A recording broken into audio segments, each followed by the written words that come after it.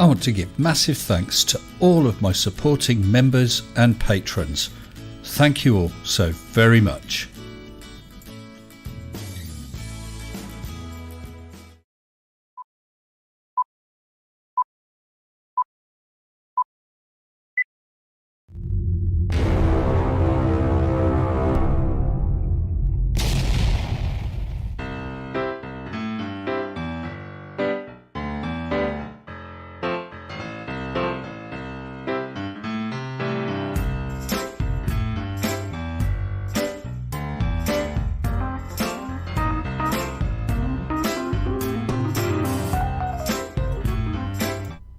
Hello, good evening and welcome. And yeah, it was a hot mic. Sorry about that, everyone. Right, a few hellos. As always, going through at random. I don't know what, I've managed to muck up my mic so I'm not getting it. There we go. I just always need that little bit of feedback. As always, picking them at random. Martin H, the last message appeared. Good evening to you. Ivan James Hunt, Mallory's Asylum, Brainless, Watto. And I did see... Let me scroll back a bit. I did see a new name. Someone said it's the first time they've called it live, which is nice. Brian Pop Robson, Robski, and Nimrod and his cough. Yeah, and his cat. Yes, I know it's a terrible cough. But it's nothing nefarious, dodgy. Maybe Dave. Allegedly, Dave's got a cure. I think I might prefer the cough. Who else we got? Matt Wotton. Good evening to you. Judy Bassett, as always, thank you, Judy, for being here. And George said that it's unacceptable there's a 5-minute delay. Well, I'm sorry, George. Very, very sorry. There we go. And I've missed the name. Where was it? Someone did say it was the first time. And it's gone off again. This is weird. I hope it's not my 1 2 1 2. I'm not really getting much feedback. I hope it's not the microphone going down the pan. Anyway, I hope you're all well, people. I hope you are. And I hope you enjoyed the allegedly Dave video. But actually, before we talk about rubbish like that, and even aliens, I would just like to express my condolences concerning the passing of Schrodinger's cat, who I believe is called Cliff. I'll be honest, he's not a channel I have followed, so I didn't take part in any of the memoriam type streams, but from what I understand, he's a stand-up guy. So my condolences to his wife, and I believe he has a son, and it's lovely to see the community coming together and supporting them. Yeah, very sad, very sad. Channel Right, super chat £2. Hello Mr. S, rest in power, Schrodinger's cat. Yeah, I actually after I heard about it, I checked one of his streams, and it may have been one of his first streams, and he was talking about someone he'd been having debates or arguments with, and he got a copyright strike from using a bit of their video.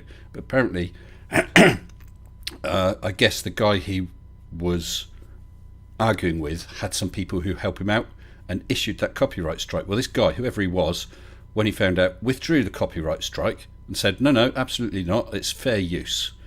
And Cliff said, well, look, I'll give you a shout out. And he said, no, I don't want a shout out.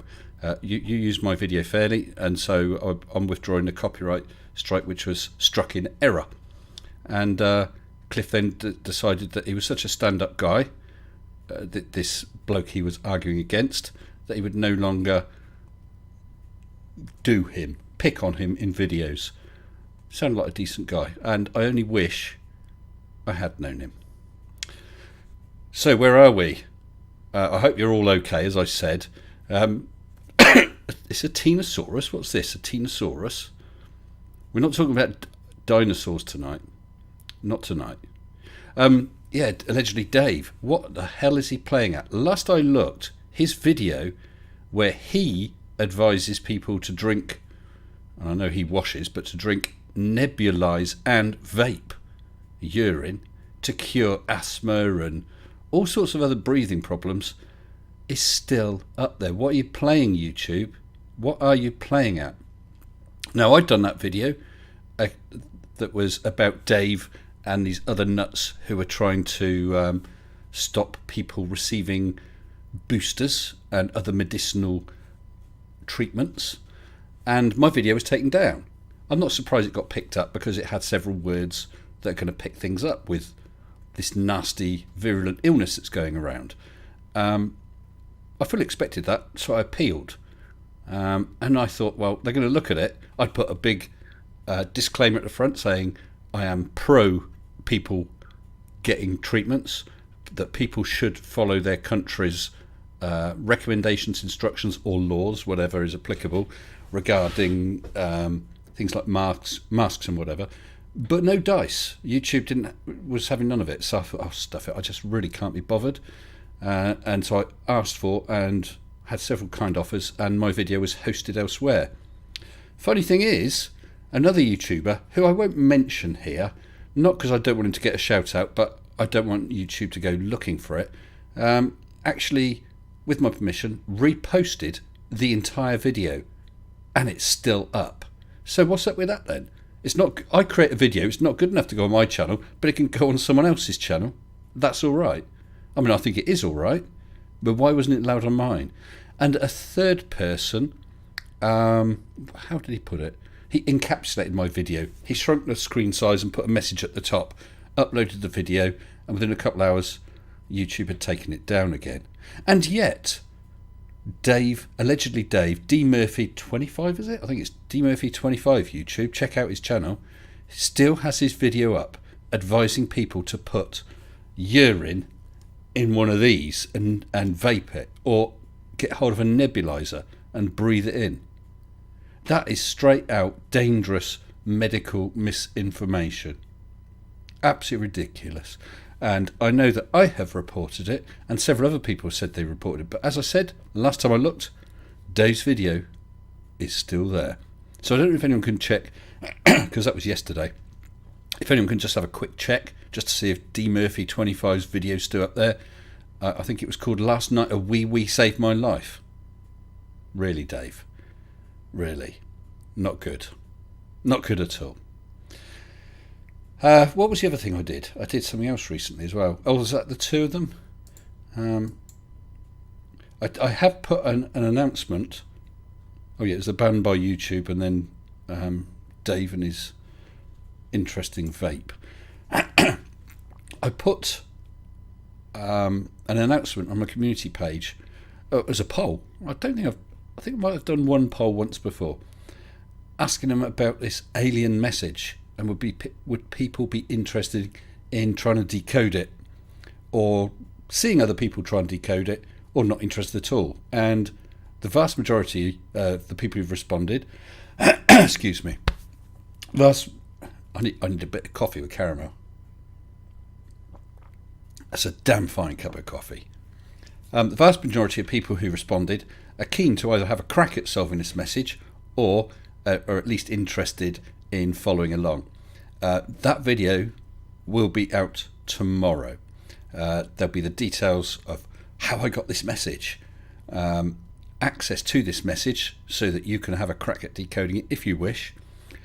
You may also notice in my Discord server there is a new room called the Alien Message, currently locked until that video comes out.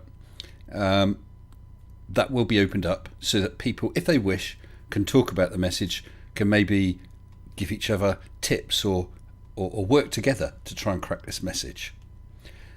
But the details will be released tomorrow. I should think 9 o'clock tomorrow night.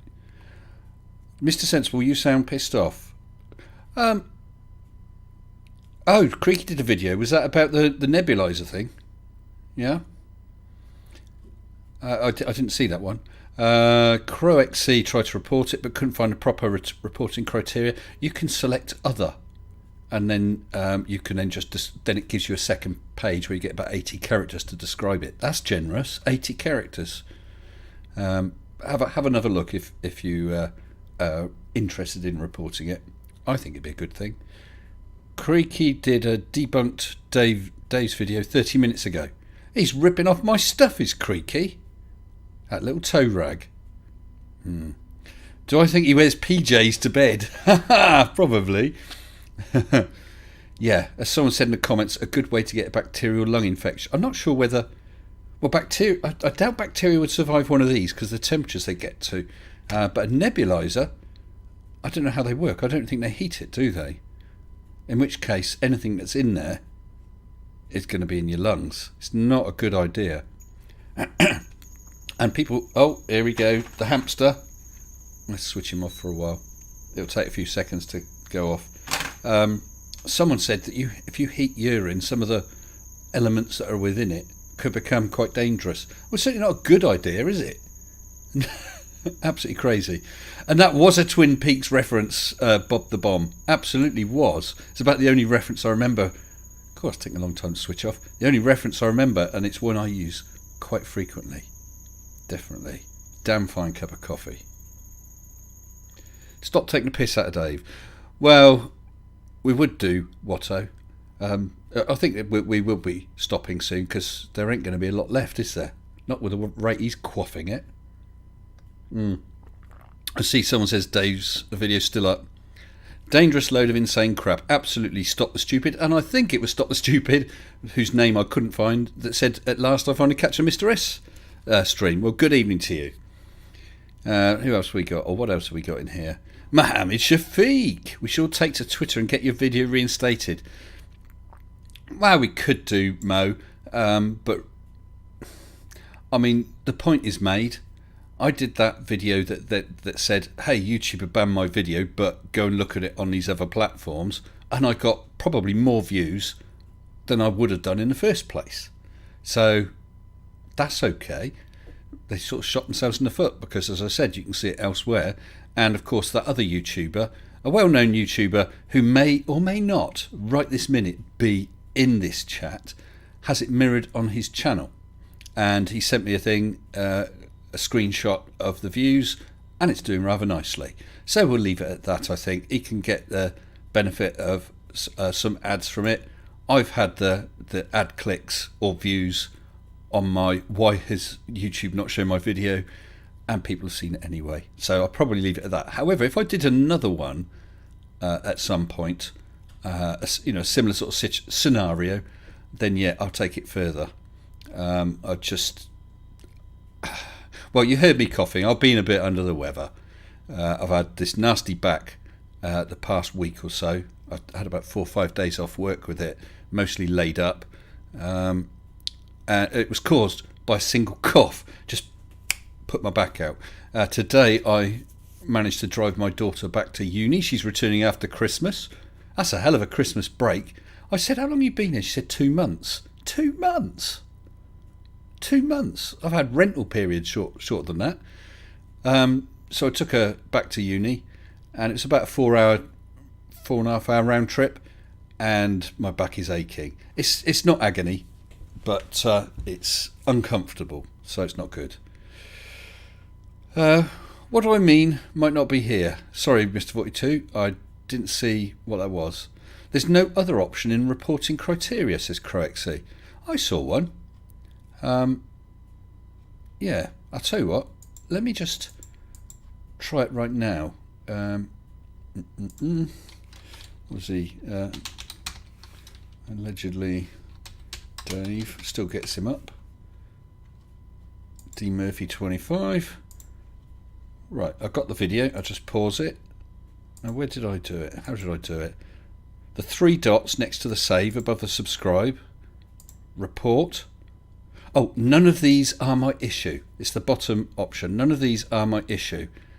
And it then says describe the issue in detail on the next screen. So there you go. None of these are my issue. And then you could just put medical misinformation and whatever else you think might be appropriate.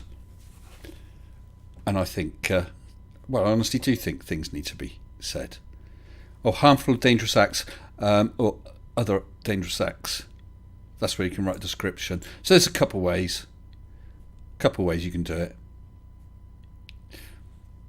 Right, yeah, Tuss says the same. Dangerous and harmful acts and then medical misinfo. I didn't see that one. It's not the friendliest of things, is it? So I used the other. And you can put in a description anyway. And thank you, NTS. I hope I feel better soon as well. The back was easing up. I think I just overdid it a bit today, you know. And no, Brian Prop Robinson, I do not need a urine vape. You go ahead, knock yourself out, pal, if that's what you want to do. But that's not for me. No way. So, aliens. So this message, you see, as I said, it's a shortish video tomorrow, about 6 minutes. It's not too long. It'll just describe the scenario, how I've come across this message. It's a thoroughly believable scenario. It really is. Yeah. So I've ended up with this message, and that produces, or I've managed to produce from this message a binary file. We need to work out how to do it. I'm not going to be able to help you guys, I'm afraid. I reckon someone should get it. I mean, it's going to be several stages. There's actually going to be stage 1 where you actually can work the binary file, he says carefully, so that you can see the message. Then all you have to do is decode the message, and from that you'll obviously have the contents of the message, and hopefully we've deduced something about this alien race. And I suspect that if this is successful, more messages enabling us to learn more things will appear over the coming days, weeks, whatever. David Oliver nearly ate your quitchy. We had quiche tonight. My middle daughter makes a fantastic... I don't like quiche, but she makes this quiche. It's so fantastic that even I like it. And that's saying something. I contacted the ASA with a link to your mirrored video. Investigation still open. Though I doubt the Rochdale advertiser will get a slap. Yes, Alman, I did see you put in a comment somewhere saying about contacting the ASA, the Advertising Standards Association, I think it stands for. Rochdale Advertiser, I believe that the editor or whatever has had words with his staff and says we're not going to take anything from these people again. So it may have just been an ordinary staff member. You know, who knows. I hacked SETI. Are you been hacking my computer, Turtle Moves? You're going to have to wait to see, aren't you? Mohammed Shafiq likes a bit of code cracking. Do you know what? I'm really interested in how you guys get on. Whether you're just going to get frustrated. I've seen lots of guesses as to what the message contains. Well, I would say whether you're close or not. And of course, I don't know. Because I've not managed to crack it myself. The message is stop drinking pee. Well, Nebulan, you're going to have to wait and see tomorrow, aren't you, if it's 8-bit ASCII or not. Although I did say it was binary. Gary Wybenga, stop spreading information. Is he in here? What's he saying? Gary. Wonderfully created flat and motionless Earth. Well, I'd agree with you, only it's not flat and it's not motionless, is it? And you know that, don't you, Gary? Oh, yeah, he knows that. He knows that, really. Definitely. I jumped over your comment, Golden Skeptic. I can't see it.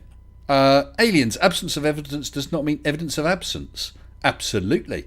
I mean, that was the other aspect of what I wanted to talk about tonight. So, yeah, we got this message for fun, for people to try and decode, and we'll do a few videos about it, you know, if we get somewhere.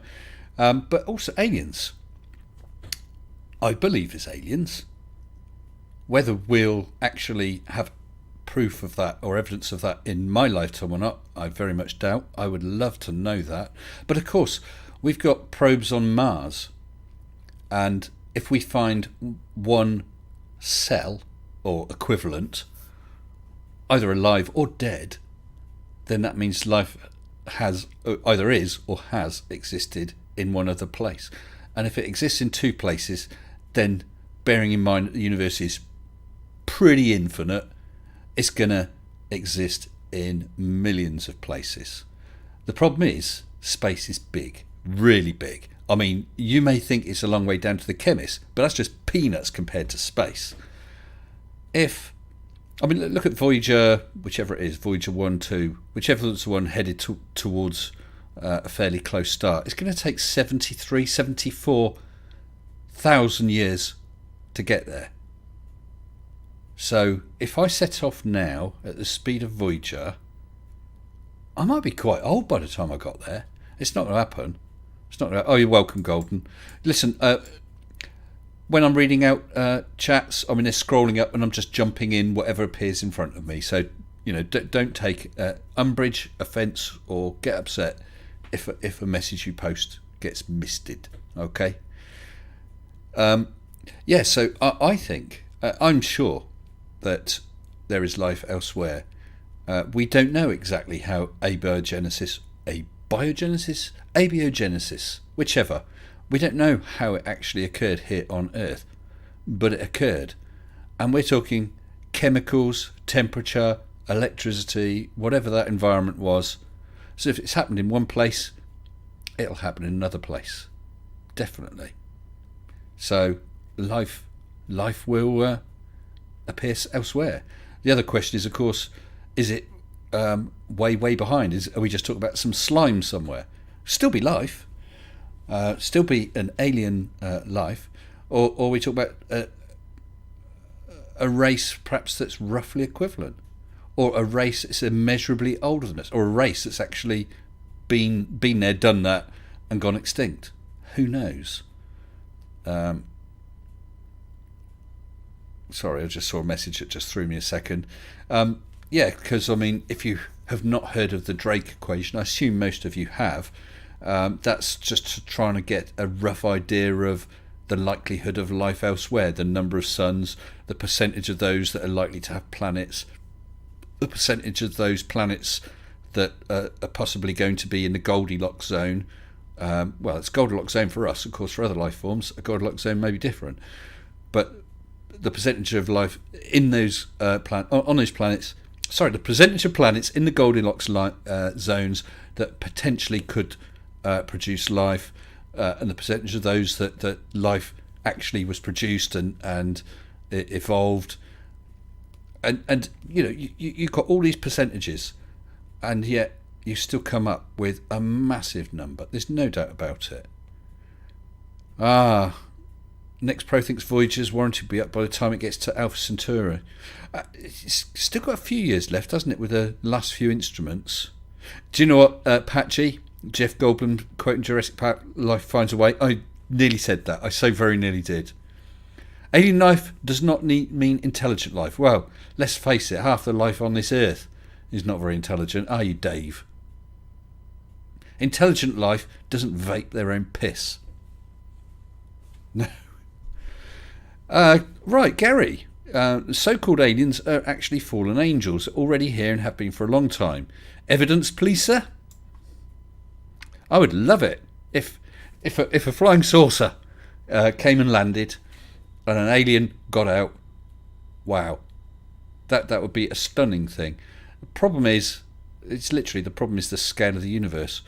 Because I mean, travelling, if you could travel at the speed of light, sort of instantaneously up to the speed of light and then brake again, you're still talking over 4 years just to get to the nearest star. But of course, you can't get to that speed, and then you need time to accelerate and decelerate. Turtle moves. What are the chances of an alien attack force being eaten by a small dog? Well, it was the Flergs, and I've forgotten who their enemy were, but that happened to them, didn't it? This sort of thing is going on all the time. Definitely.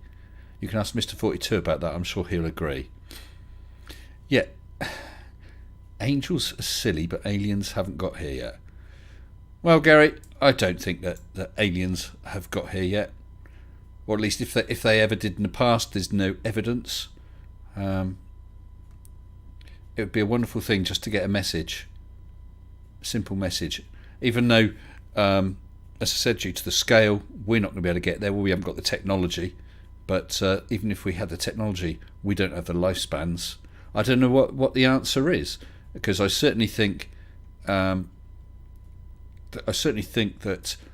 we should get off the Earth. We should not have all our eggs in one basket. So as soon as we can get some, a colony on the Moon or Mars, the better. It measurably improves the chances of humanity's survival.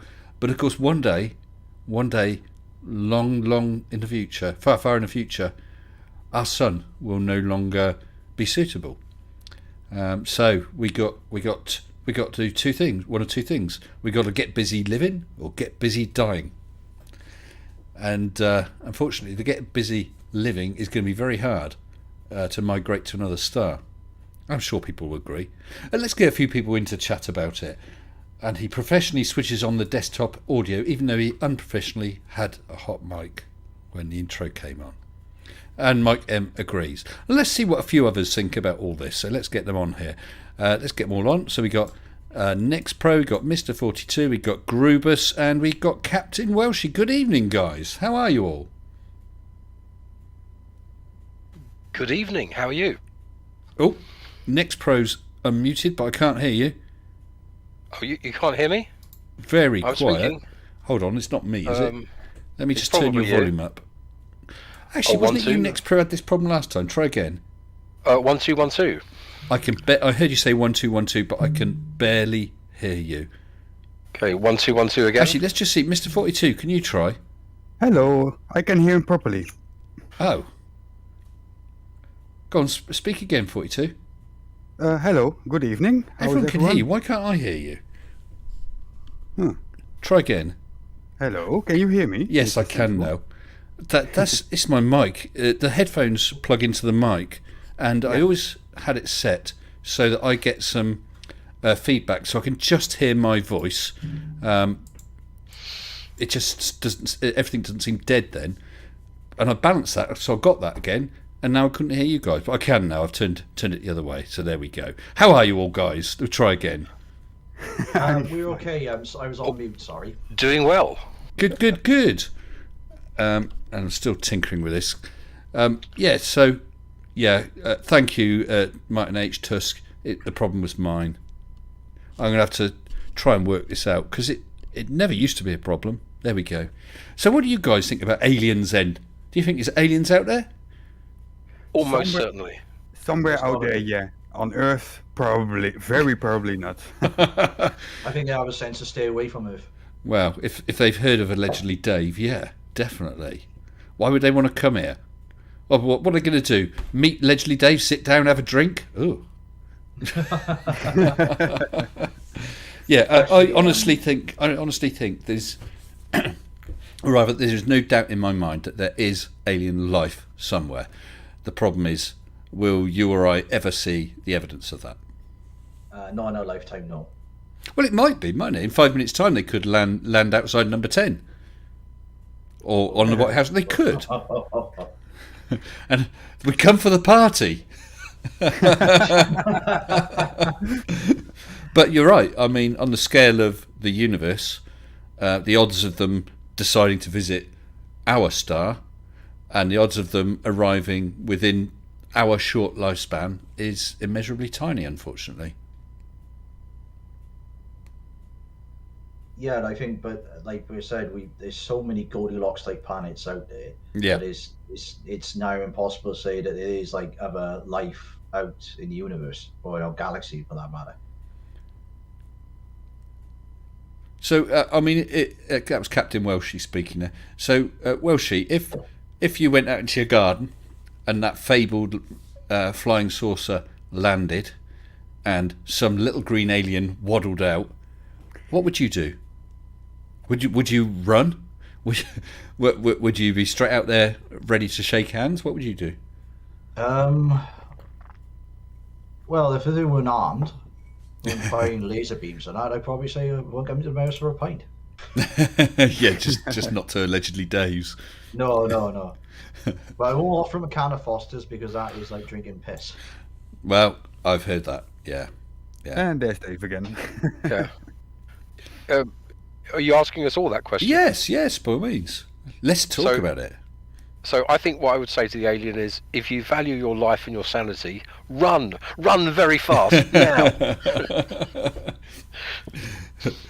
I wonder if it would have a hand to shake or arms even. Well, that's true. It's going to depend on their environment, isn't it? Exactly. There's more than one solution to an evolutionary problem. Although sometimes there's different solutions to the same problem, isn't there? I mean, eyes have evolved along several paths, haven't they? Yeah. They might, though, have returned to discover that we're busy eating their cousins, the squids and the octopus. You see, and then we're in big trouble. Yes. Or perhaps they come to visit the dolphins. I presume you'd know about that, Mr. 42. Oh, absolutely.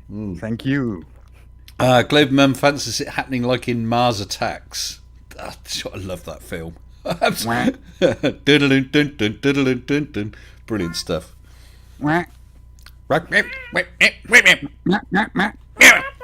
Oh, my daughter is starting by that. Anyone want some donuts? I've got some here, fresh last Thursday. Yeah, that's a brilliant film. If anyone hasn't seen it, I thoroughly recommend it. Good for a laugh.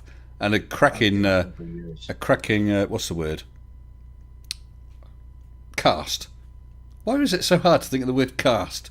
Yeah, wonderful cast. Pat G asked for the aliens to take him, her. Sorry, Pat. Obviously that's a neutral name, is Pat. Ask the aliens to take him with them, as long as Dave drinks pee and people follow him around. I want off this planet. Now, what, guys? What if? Okay, so these aliens land, okay, and they're friendly, and they say, "Hey, do you want to come back to our planet?" But journey time means you'll never come back. Would you go, knowing that you'd see this alien planet, but you would never return? Can I take someone with me? Well, I don't know. You'd have to ask them, really, wouldn't it? Oh, okay. Kind of dependent on this. I mean, if you wear a smart suit, perhaps you could ask for an upgrade, an in-flight upgrade. Huh. I don't know. If I can take with me my daughter and my wife, then absolutely, I have nothing to stay. Well, that's true. But what if they didn't want to go?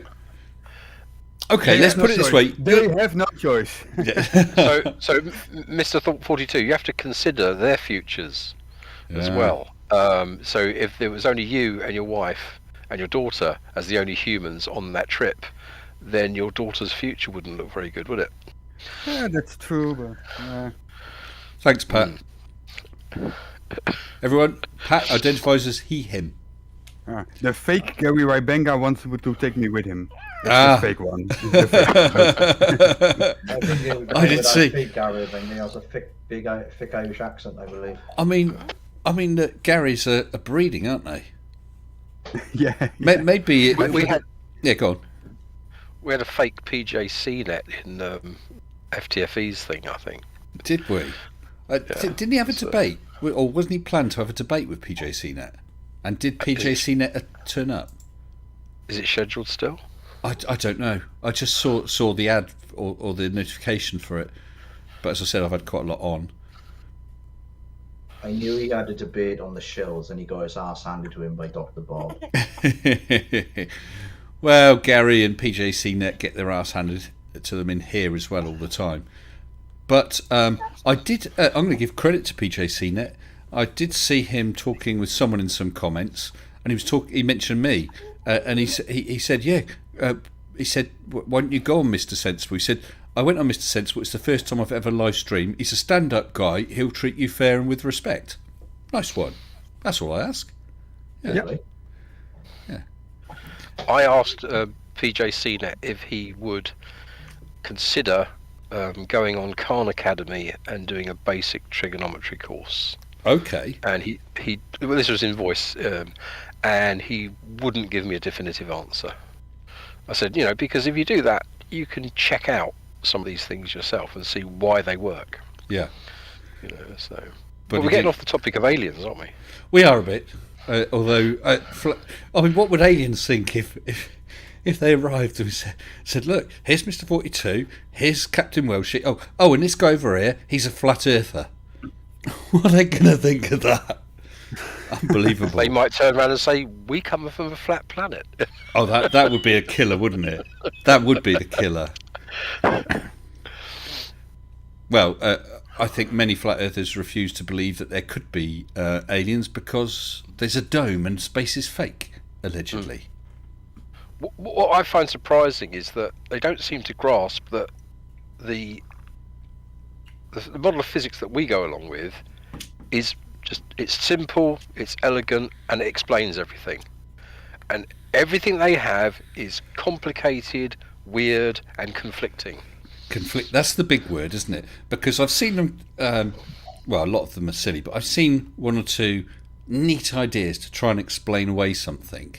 And that would be fine. You could think, well, okay, that's a possible explanation. Other than the fact it totally debunks the previous explanation was something else they gave, because you can't have both of those together. As you said, they conflict. They're mutually exclusive. And if you're going to accept both of those, then that really is cognitive dissonance, isn't it? Someone did say perhaps aliens are already here. Sorry, I did see the message. I can't. But perhaps aliens have been here. They're already here. How would we know if they were something like one of the forms of insects? Well, I don't know. They're not necessarily going to be like us, are they? Well, if they were insects, there would be an issue of, we kind of know how much we need to sort of store information and form ideas and stuff. I don't think that insects would have sophisticated communication systems. So, well, okay. Well, what about? I mean, someone mentioned about the Hitchhiker's Guide thing with a alien fleet swallowed by a small dog. Let's say we're talking about aliens who are totally different scale, interested in a different thing. They just assume that life is all going to be in or underwater, and they land in the middle of the Pacific and go down to have a look. We may never know. Oh, hello. Sorry. True. I thought I'd killed everything there. Pausing to think there. Yeah. So, you killed my brain for a second. For the fact that we still haven't fully explored our oceans yet, so yeah, there could be that little faint possibility. But I'm not going to go full History Channel and say they have been here. Was that a film called The Abyss? Was that the one? Yeah. That was with some sort of alien presence at the bottom of the ocean, wasn't it? I can't remember much of the detail. I saw it years and years ago. Had some good special effects in it. Yes, that was that sort of watery being, wasn't it? I remember that, a sort of face or a head, but other than that, I remember. Oh, that's the plot to The Abyss, says to us. There we go. Yeah. I'm sure there was some deep meaning to it. Probably. That, I'll be honest, that can annoy me when a film gets too deep and meaningful and up its own arse. I'd rather have a story, even if it's a story that ends sort of without an explanation at the end on a cliffhanger or whatever. I can accept that, but when a film gets so deep, that's the one thing that annoyed me about 2001, because I rewatched it just recently. The beginning bit with the dawn of man, I think it was perhaps long, but I could accept that. But at the end with the old boy in the room, and I don't know, it got a bit too deep, meaningful for me. Have any of you watched Phase 4? No, it's a bell to me. No. It's a movie about ants taking over the world. Oh yes, that's the one when they're trapped inside that thing, isn't it? And the ants are heating thing, creating mirrors outside. Yes, that's actually not a bad film, is it? And that was some stunning film of ants. It's one of my favorite movies of all time. Was it just called Phase 4? I have definitely seen Phase 4, it. Yeah. When you said the name, I didn't recognise it. As soon as you said ants, yeah, that's worth a watch, isn't it? It's some fantastic film of ants. Yeah, it's like one of my favorite lines is like, "We need to use 100% orange." I think I could got that wrong, like, but it's something to that effect. Like, and they spray this stuff, and that's a brilliant film. Yeah, I did enjoy it. I did enjoy. I mean, I wouldn't have called it my favourite film or the best film, but I did enjoy it. You know. Yeah. One of my favourite films is oh gosh, what was it called? The one with the spaceship Valley Forge. Oh, someone will remember the name of it. Oh, was that Deep Running? Or, Cool, no, not Cool Running. Cool. No. Something Hang Running. Silent Running. Silent Running. Silent Running. Yeah, with Huey, Bruce, Dewey, and Louie. Yes. Was it Bruce Hearn or someone was the actor? Yeah. Bruce Dern. Bruce Dern. Yes. I loved that film. Absolutely loved it. I mean, it's a bit dated now, but I enjoyed the sentiments behind it and how that one guy really cared for the life and so on, and the others couldn't give a monkeys, could they? They just wanted to get back to Earth. Yep. Yeah. But again, we're straying off of aliens. What's your favourite alien type film then? Galaxy Quest. Yes. That was good. The best Star Trek movie ever made. Yeah, definitely. And if anyone hasn't seen that, argue with anybody who disagrees with me. by Grabthar's Hammer. If I like type of movie, like horror film or anything like that. Well, yeah, any alien film, because I mean you've got them ranging from totally benevolent, like in E.T., through to aliens, and get away from her, you bitch.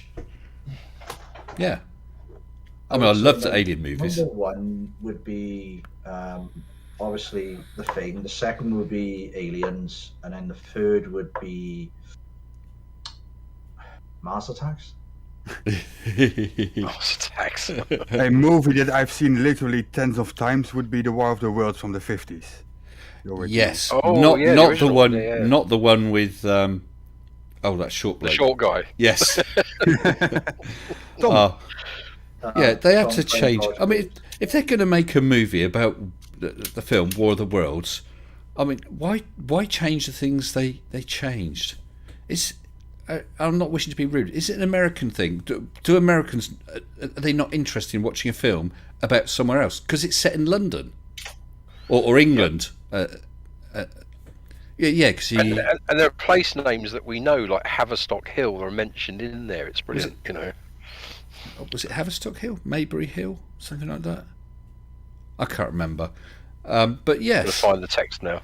why they change things like that, I don't know. I mean, okay, the special effects were good because obviously it's years and years later. Yeah. But they twisted it so much, didn't they? Indeed, yeah. But I love Aliens. I love the Terminator film. Oh, that's not strictly Aliens, is it?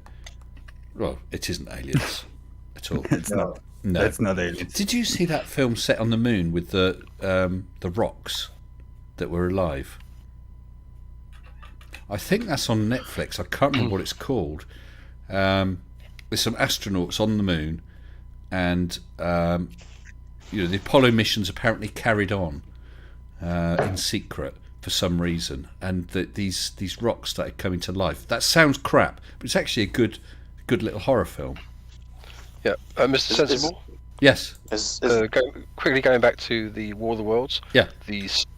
In the original book, the steep foot of Haverstock Hill was impassable owing to several overturned horses. There we are. Yeah, but that's not the one I was thinking of then. That's the book. Yeah, yes, but there's another hill mentioned then, because isn't his house or his girlfriend's house a little red brick house on Maybury? Is it Maybury Hill or something, or near Maybury Hill? I can't remember. There's Castle Hill. Oh, I'll go through. Primrose Hill. Primrose Hill. That was it. Yeah, it was Primrose Hill. Yeah, that was mentioned in there as well. So, Andrew Cunningham mentions a film that I guess many people haven't seen. Enemy Mine. That was a good film, Andrew. Did you ever see that, guys? That sounds familiar. The name sounds familiar. Although that might be down to a piece of poetry I wrote once, so that might not be it. It was. There was a bit of a battle in space, and this guy's fighter crashed on this planet, and so did the fighter, a single fighter of an alien. Oh, right. And they're Yeah. they end up struggling together to survive. It was a good film. I mean, again, it's dated, but you have to look past that and the special effects and just enjoy the story. It was a good film. They couldn't survive without each other. One, Yeah. if I may. Sorry? I actually have another film as well to throw in is Starship Troopers. Yes. One. Yeah, but I'll tell you, there's two things about Starship Troopers. I mean, I love the style with the sort of news flashes and so on, but there are two things that really annoyed me about that film, okay? Firstly, is that girl's, who became a pilot, her inane grin the whole time. All she did, she's supposed to be steering the ship, and all she's doing is looking around, grinning at everyone else. And the fact that they go into battle, they're surrounding the bug planet, and the bugs start firing up at the ships, and the ships crash into each other because they're in orbit around a planet, but they're all within a few hundred yards of each other. So when one gets hit, they started crashing into the other ones. That was stupid. Talk about bad planning, putting all your apples in one basket. Yeah, so that annoyed me. The film is very different to the actual book. Oh, I'm sure. But I've got the film. I do enjoy it. But if you have a chance, have a read of the book, because the book is totally different. That wasn't that written by the same guy who, is it Philip K. Dick? No, it's can't think of his name now. Hang on. I can't. I'm surprised that the all-time greatest sci-fi movie ever hasn't been mentioned. What, Star Wars? The Terminator. I did mention Terminator, but it's Did not you? strict. You Yeah, mentioned it. but then I said, but that's not really aliens, is it? Okay, true. Yeah. Oh, sorry, alien movies. Yeah, sorry, yeah, alien movies. Tiredness morning. is creeping in. Good morning. Sorry, Mr. Sensible, the movie you mentioned about the rock Yes. aliens, was that like an old movie? No, I no. remember. No, it wasn't too old. That's annoying me though now, because the premise was that the Apollo missions had carried on in secret for some sort of was it Alien Moon? I don't think that was it. I do recall a movie that I watched as a kid. That was kind of. Well, this wasn't that long ago. This wasn't that long No. ago. No. Yeah. So the Apollo missions carried on. Wasn't it Apollo 18? Apollo 18. People are mentioning. The movie? It might be. It might be. That's Apollo 18 movie. Sci-fi horror. Yes, that's it. Yeah. Right. Okay. Yes, it's leaked. The film was a found footage movie from the era of space exploration in the 70s. Apollo 18 is an attempt to out-conspiracy the already rife conspiracy theories. Yeah. That's funny because I do recall watching a movie back in the 80s that was kind of similar to that. Yeah. It was some astronauts landed on this planet, and there were these monsters that were basically made of rock that were attacking them. So Clive Wells says, do the clangers count as aliens? I guess they must. Well, there's one big problem with the clangers, Clive. I fail to see how a knitted life form could really evolve. I really do. And what a single soup dragon's doing in a cavern under the surface of the moon. Mr. E. Mann, I like what he did there. $2 Australian. There were rumours of a new project. Are you talking about my project? This alien message? Did you miss the start of the stream, Mr. E. Mann? If you did, yeah, I have received a broadcast signal from an extraterrestrial source, which I believe is a SETI type message, and tomorrow there'll be a video telling you about it and how you can have a crack at decoding it. If that's the project you're talking about, of course it may I'm not going to be. be doing that. Oh, have a crack, yeah. Okay, so how about the sci-fi movie with aliens and the Dutch guy in it? The Dutch guy. Come on, Mr. 42. Sci-fi movie with aliens and the Dutch I'm guy. thinking. Which Dutch guy? Would it be the big Dutch guy? Oh, really big Dutch guy. Yeah, he's also was playing in the Addams Family. No. No, that's another Dutch guy. Arnold Schwarzenegger. He played. He's Austrian. He's he Austrian. He Yeah. played Dutch in Predator. Oh, That was his character name. yes, it was. Oh, that. Talk about cryptic. So, what was the question? Deceiving. This is deceiving. So, what was the question? Well, I was just putting that out there as a. No, I missed the quite a fun question. alien movie. Quite a fun alien movie. So. I'm gonna have me some fun. I'm gonna have me some fun. I'm gonna have me some fun. Oh, I've been asked about the Dune movie. How do you like the new Dune movie? I loved it because they didn't try and rush it. I mean, that film was about half of the first book. I guess they're not going to do sort of all 18 books or whatever. And I thought it was done very well. There was a couple of things about it that niggled. I don't know why they changed. Was it Dr. Yui? They changed to a female, but it's not really going to matter. But I just thought, well, why are you doing that? I did like the ornithopters that looked more like dragonflies, the way their wings fluttered. Yeah, I generally enjoyed it. Do you guys see Dune, the new Dune? No, not yet. And Dora and Koo says the new Dune movie sucks. I won't be watching it. You won't be watching it. No. Why's When I that? saw those ornithopters, they just annoyed me because they cannot work. Well, no, but I mean the ornithop. It's Liet Kynes. Thank you, Dora. That they replaced with a female, not Dr. Yui. Yeah, I know what you mean. Yeah, they're not going to work. But then the ornithopters in the books, it talks about sort of almost feathers of metal interleaving.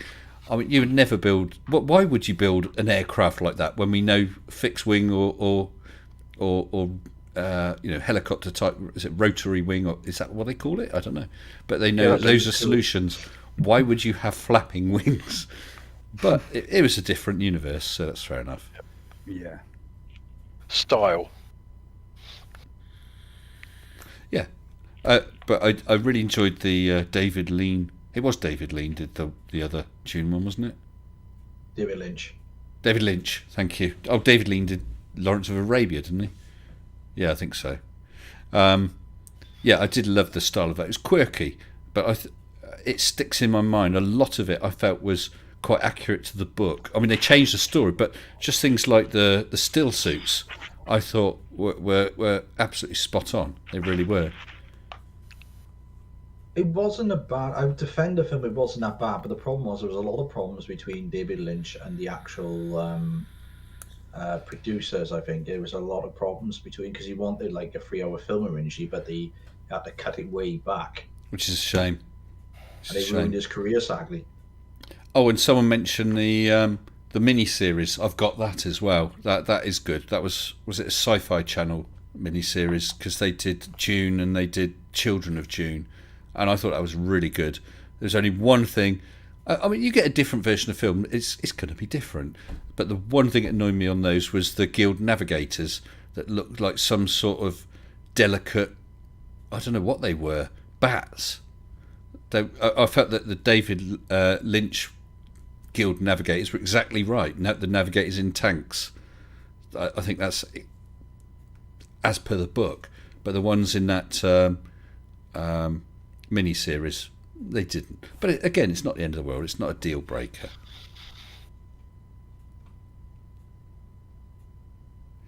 Oh, someone likes the ornithopters in the new one. Oh, it's Frankie and Benji Mouse.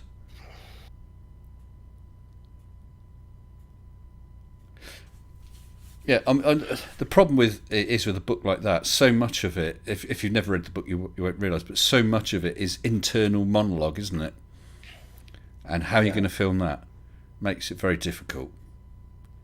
Yeah, I know in the David Lynch one, I thought they got it the balance kind of right. Yeah. Yes. I mean, it was almost like drug-induced visions he was having. Although why at the end he suddenly stared at the sky when he sort of was the Kwisatz Haderach and rain came down. I know that in the books he changed the face of the planet, or rather, over years, not just suddenly. Oh, I've killed the bad guys. There's the rain. Well, that's going to screw up the ecology mighty quick, isn't it? Yeah, didn't they actually didn't he make it rain? I think it was in the second or third book. Well, they just started changing the environment because the Fremen had been gathering catch basins of water for many years following Liet Kynes. I don't know. It was good. It was good, but yeah, I just the idea of knowing that there is alien life out there. I mean, that would thrill me no end. The prospect of alien life, it seems almost a certainty, but whether it's like us, with technology, that's a whole different thing, isn't it? And we could literally be talking past each other, like that Star Trek episode with that, because I know that all the aliens seem to speak English anyway, but that one that spoke in sort of almost poetry phrases. Do you remember? Oh yeah. When the walls fell. Yeah, that one. Yes. And they had to fight on the planet. Yes, and they had no idea what each other was saying. No. I mean, that's right. If an alien landed here, we're not going to understand the first. Well, we're just going to have nothing in common, are we? No. We're just not. I struggle to understand Welshie. Oh, there we go. There, yeah. Darmok and Gilad at Tanagra. Thank you, Doran Koo. There's always that's going to be perfect. someone in here that knows it. Yeah. Yeah. Well, I must admit, the X-Files TV series, I like all that stuff. What if aliens really are here? What if they really are visiting? I love it. I just love sci-fi, really. And also a bit of Men in Black as well. Yes. Oh, it was Next Generation. Thank you, Dog Walker. Yes, because it was Picard. Yeah. it Jean-Luc was Picard. Yeah. What about the movie Contact? Very we good. Talk about this. Yes, I've got that. I've got that as well. I showed my daughter that recently, and she absolutely loved it. That was about 2 or 3 months ago. Absolutely loved it. Very good. I've got the book as well, which I enjoyed. Nice. Very nice. Yeah. And that little twist at the end, I don't want to say what it is, because if someone hasn't seen it, I don't want to give it away. But the twist about the video, I thought was very good. And I did like the whole, the machine that they built. I thought that was stunning.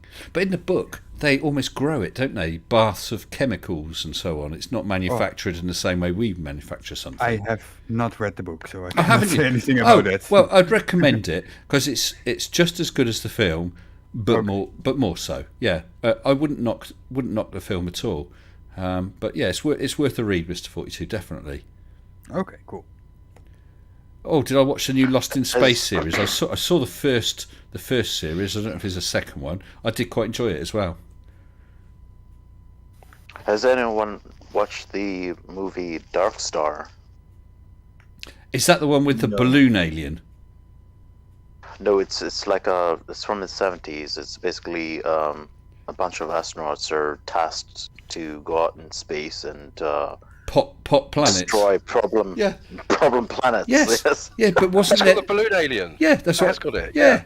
Yes. Like a beach ball. That's the like one. A beach ball. Yeah. Oh, yes, sorry, I forgot about that. Yeah. Because I mean, we're talking going back 25 years. I was having a discussion about sci-fi films with a guy I was working with, and he said about this film, and I'd never seen it then. He said I desperately want to get a copy, but you cannot get one anywhere. I managed to get a copy, watched it, enjoyed it, thought this is a silly film, but it was fun, and gave him the copy of the film. So I've only seen it the once. It was a bit of an odd film, wasn't it? Indeed. Yeah, it was a John Carpenter film. Was it really? Yeah. Yeah, because as you said, they were destroying planets for some quite unknown reason, really. I don't know. Yes, and Doran Koo, you're hot tonight. Doran Koo says Darkstar is with the balloon alien. Bang bang. Yeah. I'll be right back, Mrs. S. My daughter is needing some little attention. I'll be back in 5 minutes. No worries. And of course, Total Recall was about aliens, but all we ever saw was like an imprint of a hand and their technology, which was quite good actually to do it that way. But it's quite interesting how they get things wrong in movies, though, because when Arnie actually activates the machine and he ends up getting blown out onto the surface. I mean, that wasn't bad special effects for then, was it? It was his face swelling up and his eyes. But they would never have been able to pressurise the entire atmosphere in just a few minutes from that machine. It doesn't. True. It would be explosive, wouldn't it? But I enjoyed the film. There'd be all sorts of hypersonic shock waves and all sorts of things going on. So it'd be, it wouldn't have. But I enjoyed it, you know. And of course, it had one of the best lines in a movie ever. Oh, trying to think which one it is. Get your ass to Mars. No. Which line then? Consider that a divorce. Yes.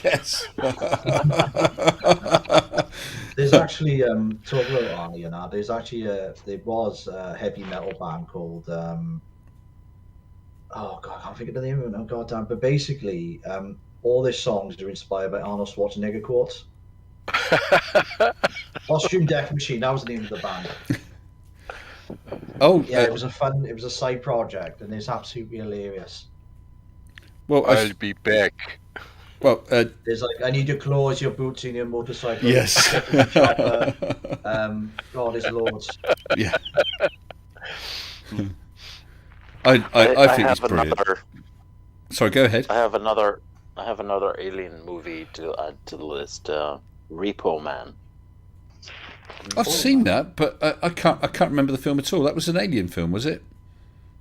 Gosh, that was donkeys years ago I saw that. Yeah, it was Emilio Estevez was hired as a repo man, and he basically repoed a car that had aliens in the boot.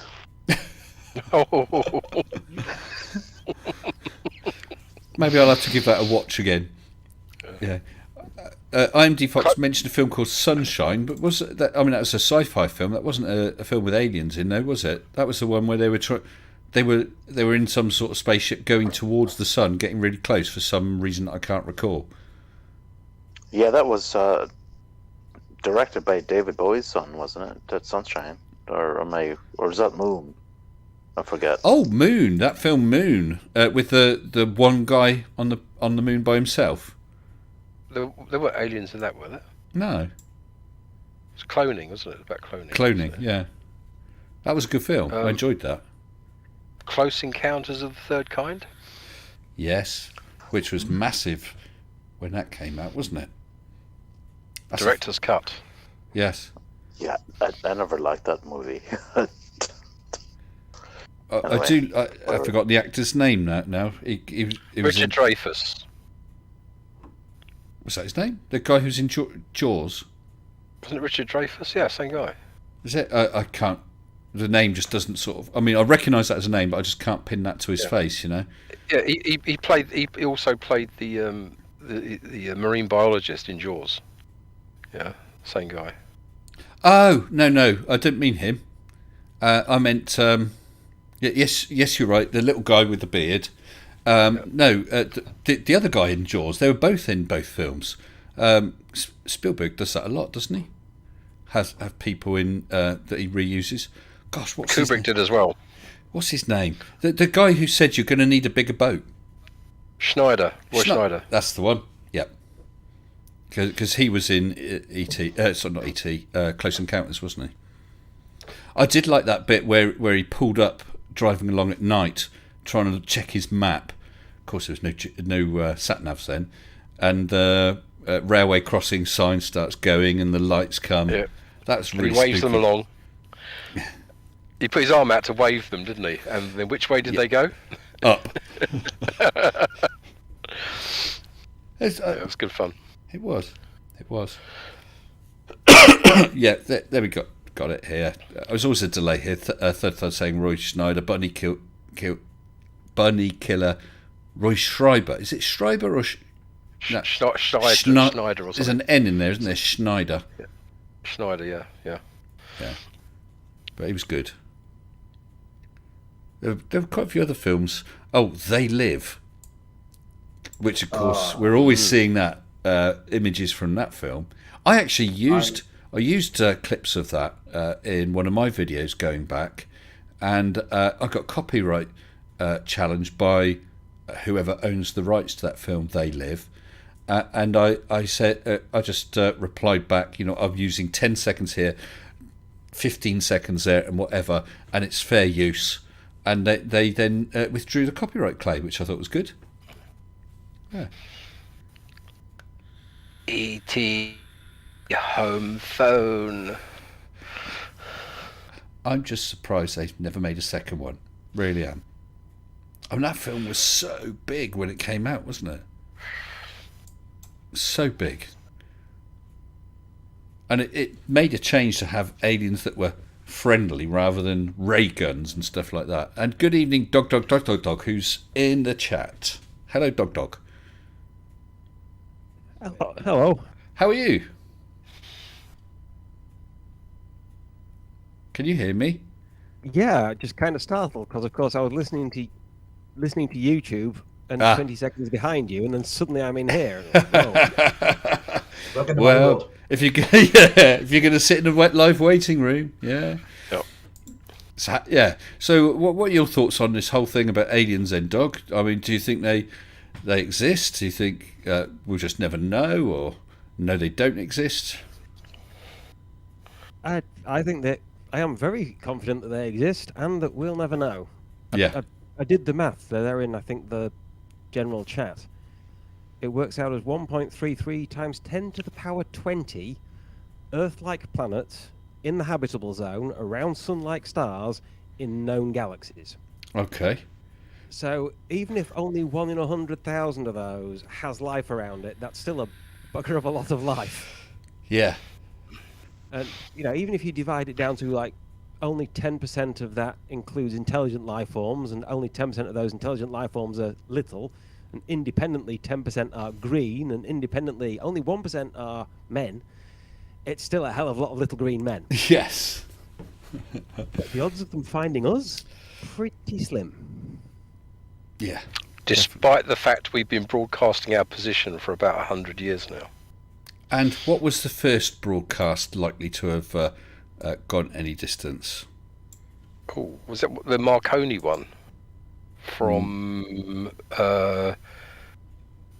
Porthcurno to New York? Nope. Or Porthcurno to Newfoundland? No. Castle Bravo test probably went quite a long distance. No, I believe that the first message that's likely to have got anywhere was Hitler's opening speech at the Olympics. Oh, blimey, okay. Apparently that was a very powerful one, and that's the one they used in the movie Contact and the book as well. All right. That was the first signal that was picked up. But that's my understanding. It could be wrong, could be total bull, couldn't it?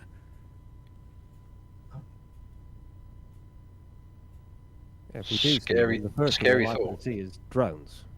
Think, how have we explored the moon, Mars, Venus, anywhere else? You send a drone out to take some photographs from orbit and then send back as much data as it can while it slowly crashes into it.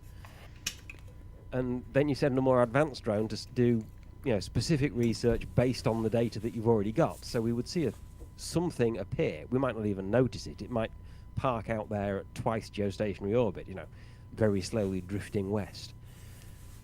And we might never notice. And then how long is it going to take them, assuming they live, say, 25 light years away, and their spaceships have amazing drives that can do, 10% of the speed of light? How long is it going to be before the next drone gets here for follow-up research based on what the first one noticed?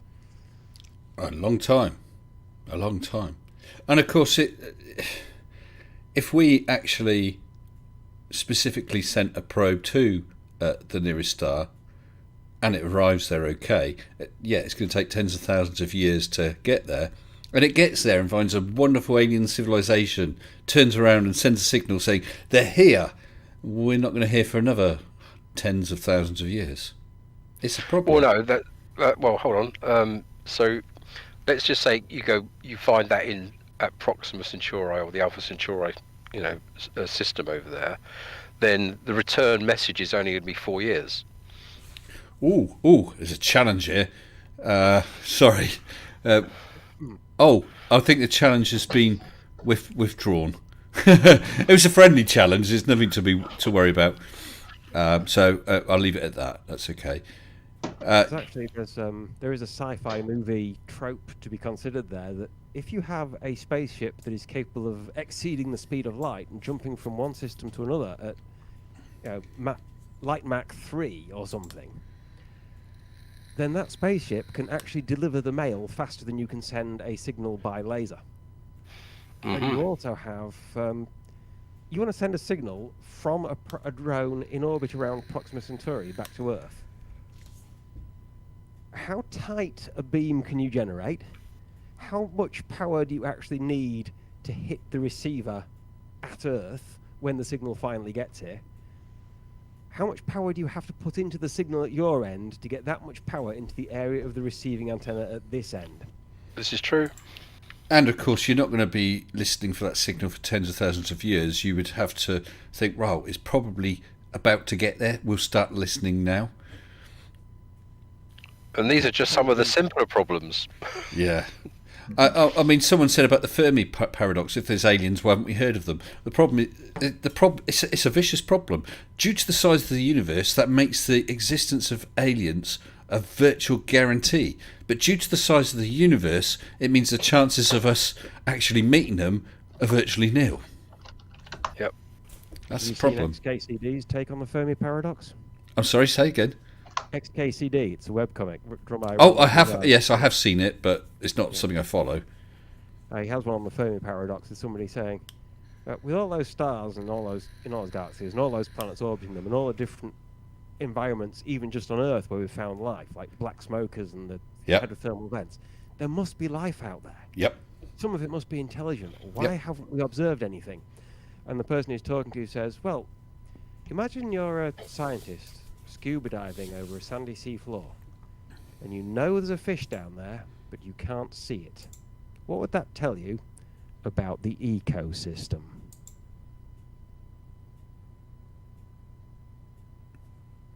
Am I missing something? Go on. Wait, is there a punchline or something? Or Well, the punchline within the last frames of the comic was just the Earth drifting on through space, and then this incredibly large shark changing course to follow it. someone mentioned another book or a film. I can't. We have several. The Thing, John Carpenter's The Thing. Yes, that was brilliant special effects, wasn't it? Obviously, no CGI there. Puppets. Critters, yes. You mentioned. So what? Door opens, shotgun comes out, boom, door closes. You mentioned about travel times. Well, have you ever read The Mote in God's Eye and The Gripping Hand? No, I've heard of the Mote Yeah, in God's Eye. I've heard of that. Yeah, they're worth a read. They're a little bit dated again, but it's good, solid sci-fi. And there's a thing called Alderson. I think it's Alderson jump points. Between any two stars, you get this equipotential flux, I think they called it. And so there's a certain point near each star where if you go in point at one end, you appear at the other instantaneously. The kicker is, to get to the jump point, you've still got to travel across your solar system, which can take weeks. But then you've got an instantaneous jump for next to no fuel cost to another star. It was really good. It's bloody handy, isn't it? Just well, I mean, they kind of think is it any more handy than warp drive? You know, it's just a different. Oh, Larry Niven, says Gary Little. Thank you, Larry Niven. Was it just Larry Niven, or was it? It might have been with Jerry Purnell as well. They do a lot together, don't they? But yeah, The Mote in God's Eye, really, really worth a read. The aliens are described very well, and a follow-up book is good. Some of the characters, as I said, it's a bit dated. So you know, the women are the little women, you know, that sort of thing. But it was a good film, a good book. Really good. I recommend that. This is sensible. There's someone else in the waiting room.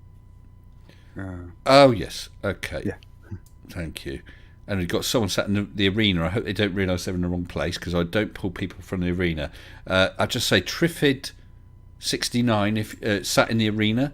If you are looking to come on, you need to hop into the live waiting room, because I'm not going to assume and pull someone out of the arena.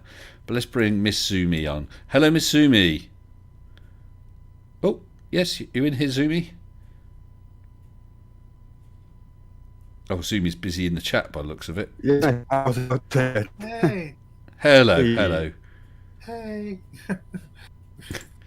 Oh, Yeah, so- I was seeing in the chat. One of my favorites alien movies was actually Ender's Game. yes, that was quite good. Well, it's very convenient. A kid managed to do it all, wasn't it?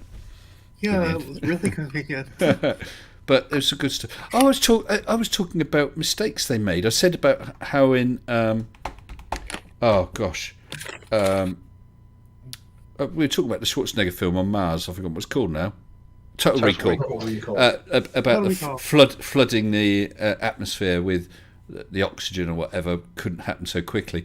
But as I said, I was watching 2001: Space Odyssey, which generally is quite good.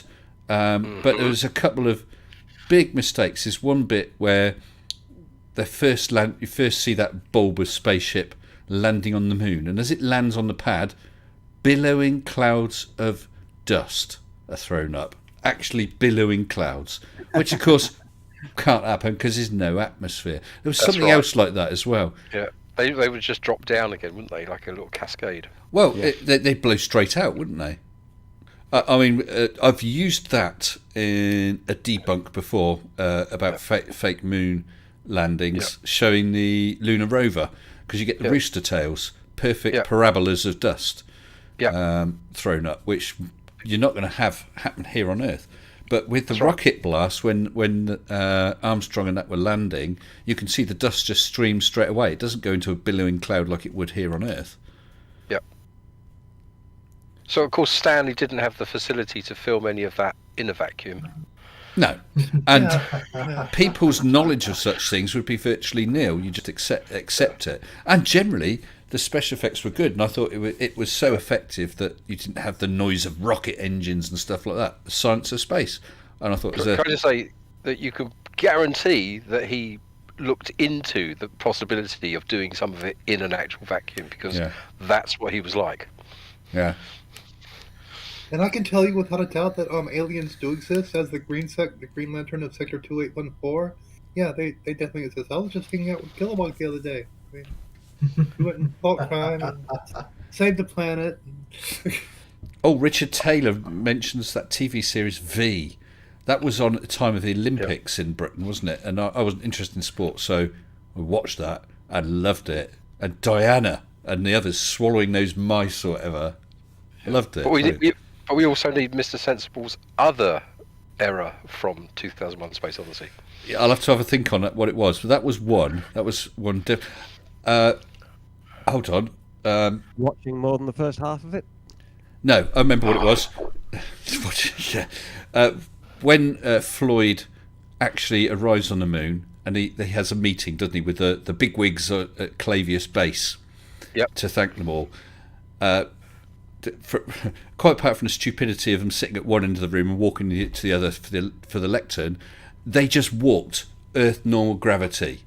They're on the moon. It's 1/6 gravity, so they should still be doing that sort of slow hopping walk. Yeah, But they've all got Velcro on the bottom of their shoes. Yeah, but the women in the spaceship had to keep walking very carefully, and she obviously wasn't very good because she was wobbling all the time. But no, there was no gravitational effect when he was in the meeting room. That was the second thing that I particularly noticed. So there you go. Yeah, that was the two I there were others as well. I'm sure. I'll give you those. So, I don't know if I mentioned this before, but I actually worked for Stanley up until he died. Really? Yeah, I was one of his photographers. Wow. I started working for him towards the end when they finished shooting Full Metal Jacket. And apart from one year, 1995, when I didn't work for him, I worked for him all the way up until when he died. Wow. So, yeah. Wow. So I knew him quite well. And did he fake the moon landings? Did he confide in you? He let's. Did you ask he him? He was no, I wouldn't do that. He was a great fan of everything to do with space anyway. Yeah, of course. And he did actually tell me a story of a weird thing that happened, which made him and Arthur C. Clarke think they'd seen something alien. And what that was they were having a meeting at Stanley Kubrick's apartment in the Bronx, I think it was. He said they were up on the roof and they saw a satellite transit. And Stanley, being the geek he was, he went and got the there's like an almanac back then, because there weren't that many satellites. Yeah. And they scanned through it. There was no satellite listed for that time, and that they saw it together. And of course, Stanley, so they definitely saw something. Yeah. Oh yeah. He chased it up. Yeah. And after a while, he got a reply saying it turns out that was the only missing entry in the whole book, and it was the one that he and Arthur C. Clarke saw together. So that really stuck in his mind. He never forgot that. So there's more in the waiting room, Mr. S, by the way. Yeah. In other words, it was a military satellite, and they hadn't told anybody about it yet. But now those guys have spotted it, they're going to have to admit it exists. Probably, because it'll only make it worse. It'll only make it worse otherwise, won't it? Yeah. Yeah.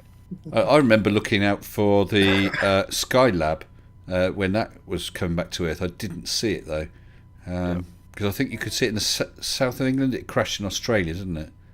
Yep. Yeah. So, yeah, he was a very funny guy. When I first started working for him, I was quite scared of him, but he was a very funny guy actually, very witty, and always pouncing cigarettes off people. He wasn't officially allowed to smoke. Oh. So he would just nick cigarettes off people. So. And no one said no to him. Yep. Miss Sumi mentioned Ender's Game. Haven't seen it, have read the book and the follow-ups. There's Ender's Game, Xenocide, Speaker for the Dead, and Ender's Shadow. Which they do go into some very dark detail about why it was children doing it. Oh, okay. Yeah. But they also touch on a really big advantage of that equipotential flow teleportation thing versus warp drives. Okay. From the point of view of the person who gets on the spaceship, you spend a couple of weeks in quarantine, you take off, you go to low Earth orbit, you boost out, you spend a couple of weeks transiting to the teleportation point, snap, you're in a different star system, you spend a few weeks getting to low whatever other planet orbit, you spend a few months studying it, a few weeks getting back to teleportation, snap, you're in Sol star system, a few weeks to low Earth orbit, land, so that's... 2 days in quarantine, sorted, right?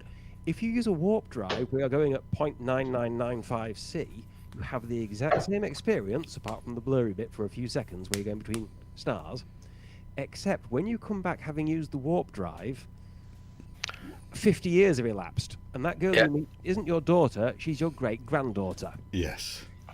I'll just welcome Anna, George, Said, Gigi, Little, and Paid NASA Shill, who are all in chat. Good evening to you guys. Welcome. Hello. Hey, George. So, good evening. You mentioning about sort of the time problems. Have you ever read, and I so hope they make a film of it, The Forever War by Joe Haldeman? That is a cracking book. You have?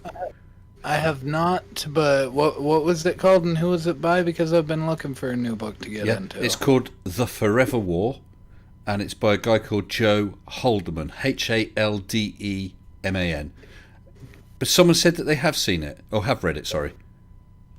If that's the one I think it is, it's the one where you can't join the army until you're 75 years old.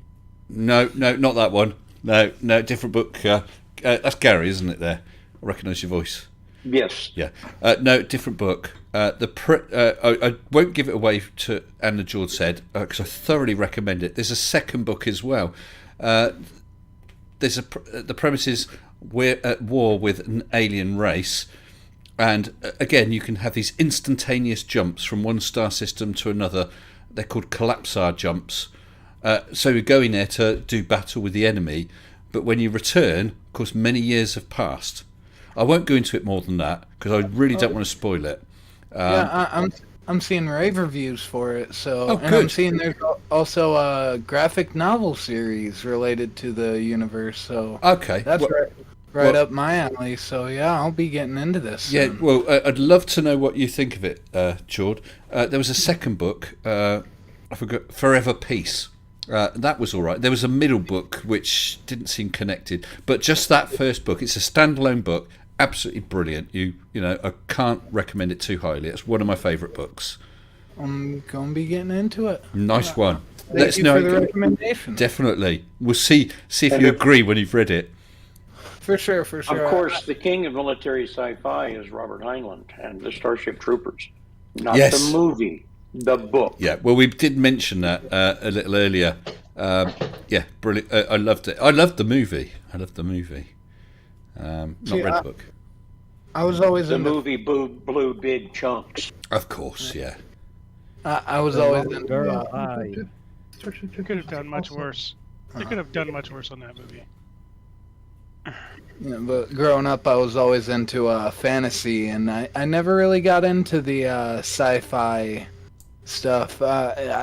It's a lot of people make this joke about me, but I love the Skyrim franchise, but I can't get into Fallout, and it's like something about dragons and old swords and shields tickles my fancy more than like space lasers and spaceships and Yeah. stuff. Well, this could be perfect timing, George. Better read that book because Richard Taylor says Forever War is in the bag with Channing Tatum, and someone else said Forever War is being directed by Ridley Scott. Ooh, Fantastic! So read the book before you see the film. for sure, for sure. Second best Bob for £5. Thank you, Bob. Says, which version of Invasion of the Body Snatchers is your favourite? The one, I've forgotten the actor's name. Donald. Sutherland. Sorry? Donald Sutherland. That one. Loved it. I must have seen just about everything sci-fi. I really must. Absolutely. I'm a glutton for it. But yeah. Have you seen Star Wars? Sorry, say again. Have you seen this little show? It's very small. There's hardly anybody that watches. It's called Doctor Who. Tony Dwyer said, read The Dragons of Heorot by Larry Niven. You want to... I have literally, I think, finished last night, finished rereading... Oh, gosh, what is it? It's the first one of those... with the Grendels. The book with the Grendels. What was it called? Absolutely brilliant book. It's probably... Actually, that is probably the best hard sci-fi book, and it's a sci-fi horror book. Oh gosh, what the hell is it called? Because I mean, you said the Dragons of Heorot. I mean, there was the Children of Heorot, which was the follow-up. I think it was Children of Heorot, but the first book in the series. Oh man, someone will know the name. I'm waiting for that to appear. But that's a cracking book. Well, I'd just like to say, what is curiously absent is any mention of Avatar. What? I've never heard of that. Fern got even machine guns, that's all it is. You mean the Last Airbender? Yeah, that was a great anime. You call that the anime, or you just started the war against weaves there, Ross? Yeah, I was gonna say. You said a lot wrong there, but I think the one that most people are gonna pick up on is Avatar. It's not an anime. Yeah. Just regarding that book, it was The Legacy of Heorot by Larry Niven and Jerry Pournelle. I think that is possibly one of the best sci-fi books I've ever read. It's all planet bound to one alien planet, but it's a brilliant story. Definitely. Purnell and Niven did a lot of good things. They did.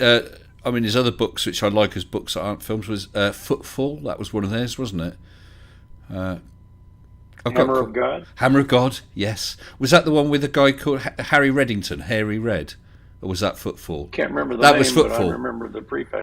Yeah, that was Footfall, because I remember him putting his foot on one of those elephant things. Yes. It was that's right. Elephants were the intelligent creature.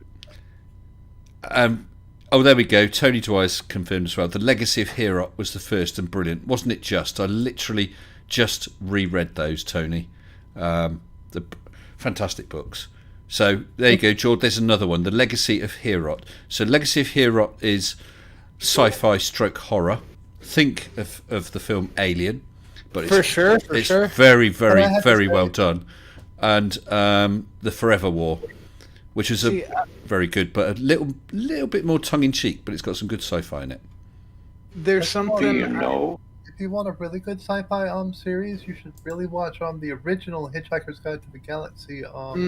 The original the radio drama from Britain, the UK, wherever they recorded. I'll be right back, guys. Oh, beg your pardon, everyone. Second Best Bobby said, did I get my super chat question? Yeah, you said, which Invasion of the Body Snatchers is your favourite? I said, mine is the one with Donald Sutherland, the one where he did, that one, if you know what I mean. So I did see your super chat. I did read it out, Bob. Sorry you missed it. I don't know quite what happened there. Don't know. Do you know the story, the short story of Clark that 2001 was taken from? No. Don't think so. It's called The Sentinel. And it's maybe The Sentinel, yep. 1,500 words. Too, yeah. Yep. It's quite surprising how many books are actually developed into novels from short stories, though, isn't it? I saw that this one I'm mentioning, the Legacy of Heorot, was developed from a short story called Grendels. I won't explain why they're Grendels, but love it. And some said about the Hitchhikers. Yeah, I've got the Hitchhiker, the new movie. I've got the original TV series. I've got the radio play. I've got the books. Awesome, great series. Oh, it was you, Sue. One of my favorites. Yes. We've been going over all these names of sci-fi films and space travel films and so on, but nobody mentioned the 1968 classic Barbarella. Oh yes. Oh, you've got to be kidding! Duran Duran. Yes. Heavy Metal.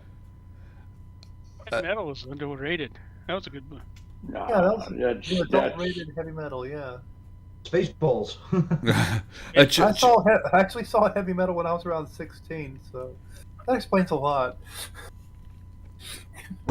I watched Barbarella when it came out. Haven't watched it since. Barbarella's pretty good. It's a little adult rated, but pretty good. Well, John Rapp asked if I'd read any of David Brin's Uplift series. I don't think I've read David Brin, I'll be honest.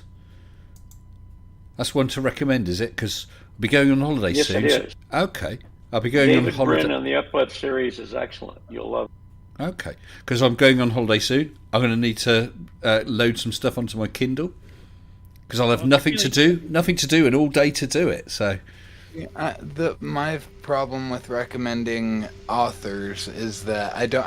Most of the authors that I recognize are from like stuff I read as a kid, like Rick Riordan or the lady who wrote The Hunger Games. She's been writing some pretty good stuff recently. So yeah, it's like you guys are sitting here like recommending all these adult stuff, and I'm like, this is who I read when I was 14. Well, you know, what I read when I was 14 was Heinlein, Clark, Asimov, The Great. Yeah, me too. I'm going to have to read this out. Second Best Bob, it just had his free member super chat, member for 18 months. Bob, yes, I got your super chat. I did read it out, pal. You said, hello, wave. A super chat's working. Sent one before. I've got... Right, tonight, there was one from Channel Right about Schrodinger's cat. One from Mystery Man about rumours of a new project. And your one about the Body Snatchers, which I did read out. And it was the Donald Sutherland one. Okay. Hopefully you've got that out. Yeah, honestly, I've not. I do keep the very best of an eye on it. Definitely now, if you're looking for something a little more downbeat, shall we say, instead of the great science fiction writers, read something by Frederick Pohl, like Gateway or one of those. Oh yes, there's a good author. Oh yes, Pohl, isn't it? Yes. I have read some of his stuff before. Yeah. Who is it that does the Culture series? Yeah. I don't think so. He did. No, not him. I'm saying who is it that writes the book in the Culture? The what do you call it? The not race. The civilization is called Culture. And I can't believe anyone's not mentioned this yet, but the Navigator. No. Flight of the Navigator. Sorry, Flight of the Navigator. Ian M. Banks. Thank you, Andrew Cunningham. Thank you. You've never heard of Flight of the Navigator? I've heard of it. Isn't that some kids thing? Yeah, but it was an awesome kids movie. See you later, It was Navigator. good. It was good science fiction. Yeah. It was really good science fiction. I've got a message from John Ratt for $2 Australian saying, David Bryn, start with Sundiver. You'll read all 6. And John Watson, a super chat of £5. I can confirm that super chats are indeed working. Thank you, John. And with Flight of the Navigator, all of the effects were what you call it? Not CGI. They were practical effects, and they did an absolute wonderful job with those. It was just, mind blowing what practical effects they could do back in the 70s. Brian Pop Robson said, lost my internet connection. Have I missed much? You missed the announcement that Nathan Oakley's turned to the Globe side. What? Yeah, well, that's what Brian missed when his internet connection dropped out. We don't want him. We don't want him. That's just like Gary Weibenga telling the truth in the chat this evening. He's what? He's telling the truth? And even PJ CNET was doing it yesterday. So I missed this. I think he's saying, like, things that'll never happen. Oh, I see. Yes. Yeah. Lemon Bird actually getting to a point. I've got an important super chat now from Dora and Koo for €5. Thank you, Dora. Still unsure about your favourite body sonata movie. Can you express the movie once again? Right, ready for ready to clip this? No. I think you and the missus should watch that movie. I've seen it. I know, but the missus hasn't, has she? Yeah, and I'll sit next to her. I'll keep going. Thank you, Dora. Can't believe you watched Snakes on the Plane with her. Yeah, but it was my daughter that chose it, and she definitely did it to wind her up because my wife is terrified of snakes. And second best Bob, just super. I'm just seeing the replay of me going. This is like Inception. Second best Bob super chatted £2. Thank you, Bob. My internet is behind everything. Sorry, Bob. Yeah. I can confirm that all super chats received as appearing on the IFTT have been read. Yeah. I hope that's not his orgasm faces, Andrew Cunningham.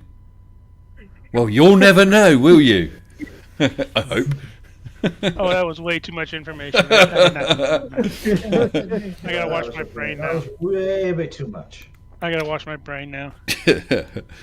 Eye bleach. More names. Yeah, sci-fi names. Gary Little, you were saying about these greats. Just go through some of the names again. Heinlein, Clarke, Robert Heinlein, Asimov, Arthur Clarke, Asimov. I'm trying to remember the ones that I read as a kid. Oh, because it was Arthur C. Clarke who came up with the 3 rules for robotics, didn't he? Asimov. No, that was Asimov. Asimov. Don't get it the wrong way around. Clarke came up with the geosynchronous satellites. He did indeed, yes. Yes, he did. That's why they call it the Clarke orbit. How about A.E. Van Vogt? Destination Universe. I read him. He was good. I've read him too. He wrote Voyage of the Space Beagle, which is where the Alien story came from, for the movie Alien. How about the movie Slither? That was pretty decent too. Was that an alien thing? Yeah. We're talking about books, TV for smart people. Well, TV. So, that was developed from a short story. I mean. John Wyndham. Yeah. Was there a book that the movie Arrival was based on? Arrival. Oh, that's the one with that sort of egg shape. The Anthony Riley movie. The egg-shaped alien ship, isn't it? That was not... Was that the one? Was that the one where they had the language and what was that? Drawing those circles. Yeah. Yeah. The Dune books were really good. So many years ago, I had the privilege of meeting Brian Aldiss. Oh yes, I've read him as well. So what happened was he was working with Stanley Kubrick on the script and the screenplay for AI, which was eventually filmed by Spielberg. Yeah. And we had to go to his house and take pictures. And lovely guy, and I'd read some of his books, and I was a big fan, and all the rest of it. And so, what do you think Brian Aldiss' house was like? Bear in mind all the incredible science fiction he wrote. An old thatched cottage. It was an old cottage, exactly, surrounded by roses. Yeah. And I ended up fixing his TV for him while I was there. Oh. I'm just looking through his list of books. So, I mean, I have read him. Do you remember... He's a lovely guy. An author... I'll think of her name in a second. It's just gone up my head. There was a book called... that's gone as well. I'll come back Ursula Le Guin? No. She was not such a big author. Andre Norton, Tunnel in the Sky. There we go. And the Beastmaster. Yes. I don't remember the Beastmaster, Yes. but Tunnel in the Sky. Basically, it's equivalent of Stargate, really, and you could step through these gates to other places, and these teenagers go almost like a camping trip on another world. It's sort of a bit of a test for teens or young kids, but the gate fails and they end up trapped there for, I don't know how long. Was it weeks, months, years? Don't know. I think that was Heinlein. No. Was it? That particular story, yes, Heinlein did that particular story, or at least a story precisely like. Yeah, Tunnel in the Sky, juvenile science fiction by Robert Heinlein. How have I got that muddled up then? Don't know. Oh, it's easy as you get older. Yeah. Hey, I tell you what though, Gary, those books, those authors that you mentioned, they're all authors I've read, because you can pick up in sort of charity shops or whatever these old science fiction books for pennies, really. And it's some good stuff. Yes, a lot of it's dated and a lot of it's shiny spacesuits and rockets, but it's some damn good stories there as well. Oh, Heinlein and what is it? Have Spacesuit Will Travel. Probably one of the best. Yeah. I'll tell you what, the one book I absolutely despised, though, was The Number of the Beast. Did you read that? If you didn't, don't bother. Oh, yes. I'm trying to remember who read it or who wrote it. It was Heinlein. I'm sure it was Heinlein, Number of the Beast. His name. Yeah, you're right. I liked it. I thought it was good.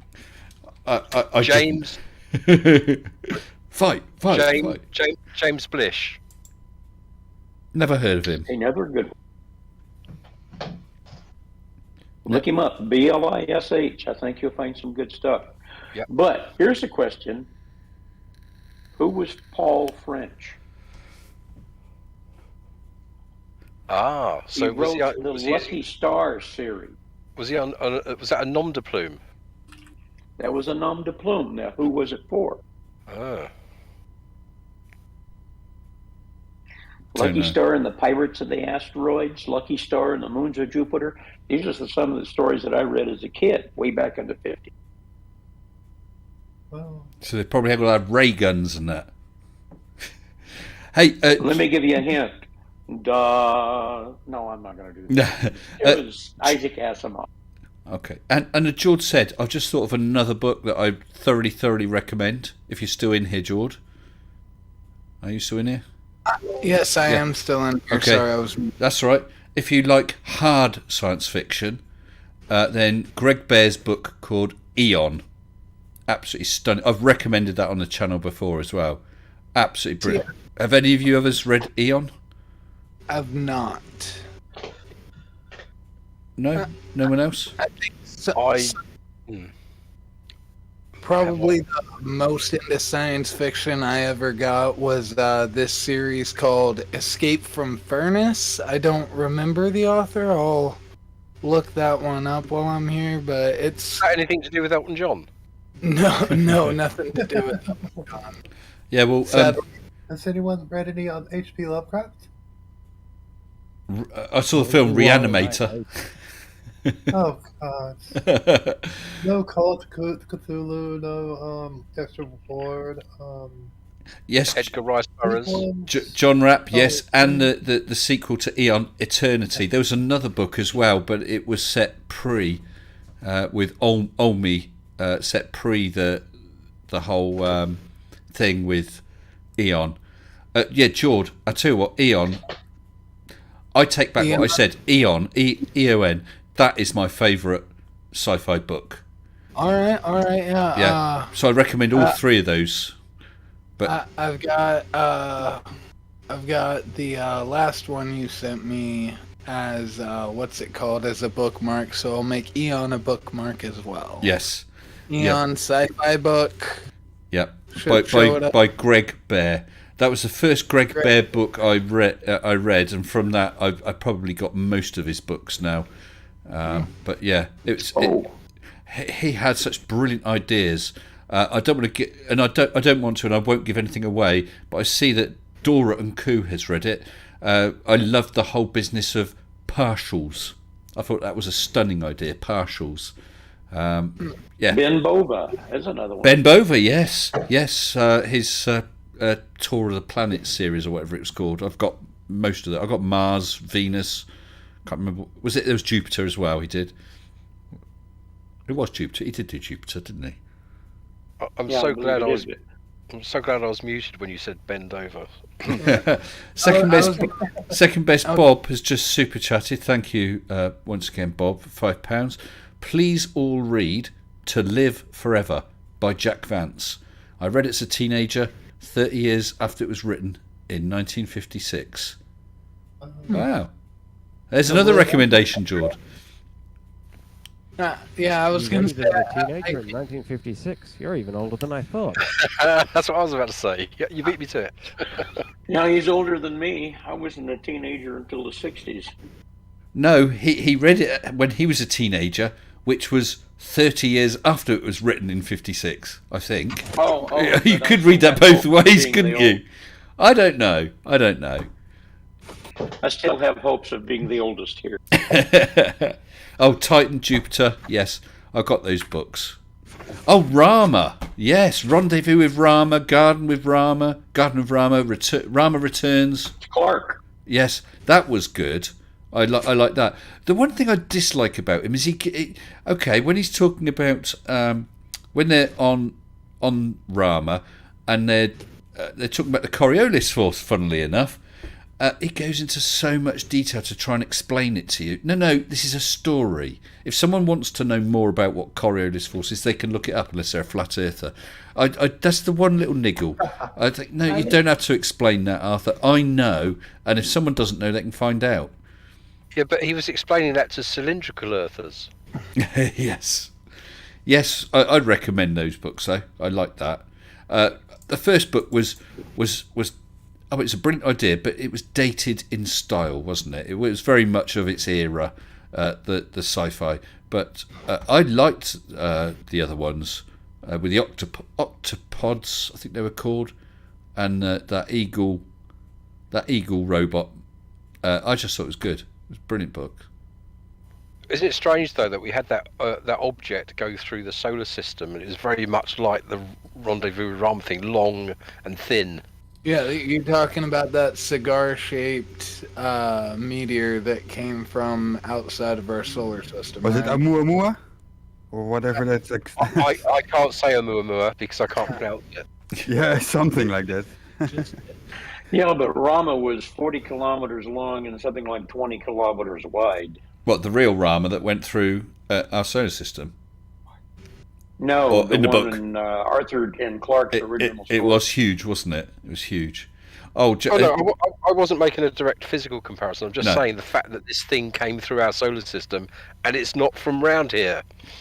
Yeah. Oh, Action Squad puts it quite right. Clarke nerded out a lot. I agree. I mean, I love the stories. He's got a brilliant mind.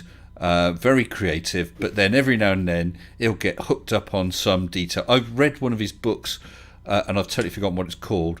It was more teenage fiction, and this schoolboy blags a free trip to a space station in some sort of, because he'd won a place anywhere on Earth, and because it's in Earth orbit, it counted as on Earth. So anyway, but then he went endlessly into little details. Like some of the other kids who live on the station, they played a trick on this lad.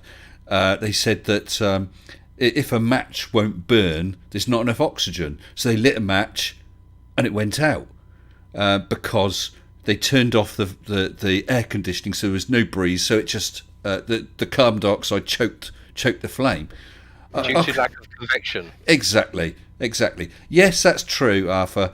But did you have to go into sort of a couple pages to explain that? This is supposed to be an exciting kid's story about some kid who wins a trip on a spaceship. Oh dear, never mind. But yeah, I think that's right. Nerded out. And then we have Asimov, who wrote great science. Can't pass him with science. But have you ever tried to read his pages and pages of dialogue that really become nothing but dribble? I made a mistake with one of his books. I bought it in German. Yeah. is not my strongest point. I am not getting past page 5 at the moment. I need to learn a lot more German for that. Yeah. Also, when they translate to German, don't they extract all the humour as well? You can't say that. Brian Pop Robson mentions the Lensman series by E. Doc Smith, by Trenko's Cockeyed Ether. See? I read all those as well, mate. I've got them. Picked them up dirt cheap from charity shops and that. Yeah, Lensman series. You're right, it's a bit dated. Sorry? If you want to if you want to stay cheap on your reads, and if you've got a Kindle, you can pick up an awful lot of stuff for your Kindle. Yes. And what I like about mine is the fact that I got 400 volumes on my Kindle that I can access anytime. Kindle's amazing things. But have you guys read the E. Doc Smith's Lensman series? I've not. Oh, a couple of times. Yeah. No. I mean, they're definitely dated, aren't they? But they're good fun. Oh, heck yeah. Good fun. But that's what you read them for, is because they're just pure good fun. Yes. Yeah. One series that I just thought of that I can't believe took me so long to remember is the Unwind series by Neil Shusterman. It's like I said, most of what I have read is a little YA centric, like young adult literature centric, but it's more like, it's very sci-fi. The whole point of the book is that at a certain point you can be unwound and they can take every part of you and like save it, so like there's no more organ transplant shortages or anything like that, because you can literally be taken apart and they'll use every part of you, and it's technically not killing you since every part of you continues living. It's pretty it's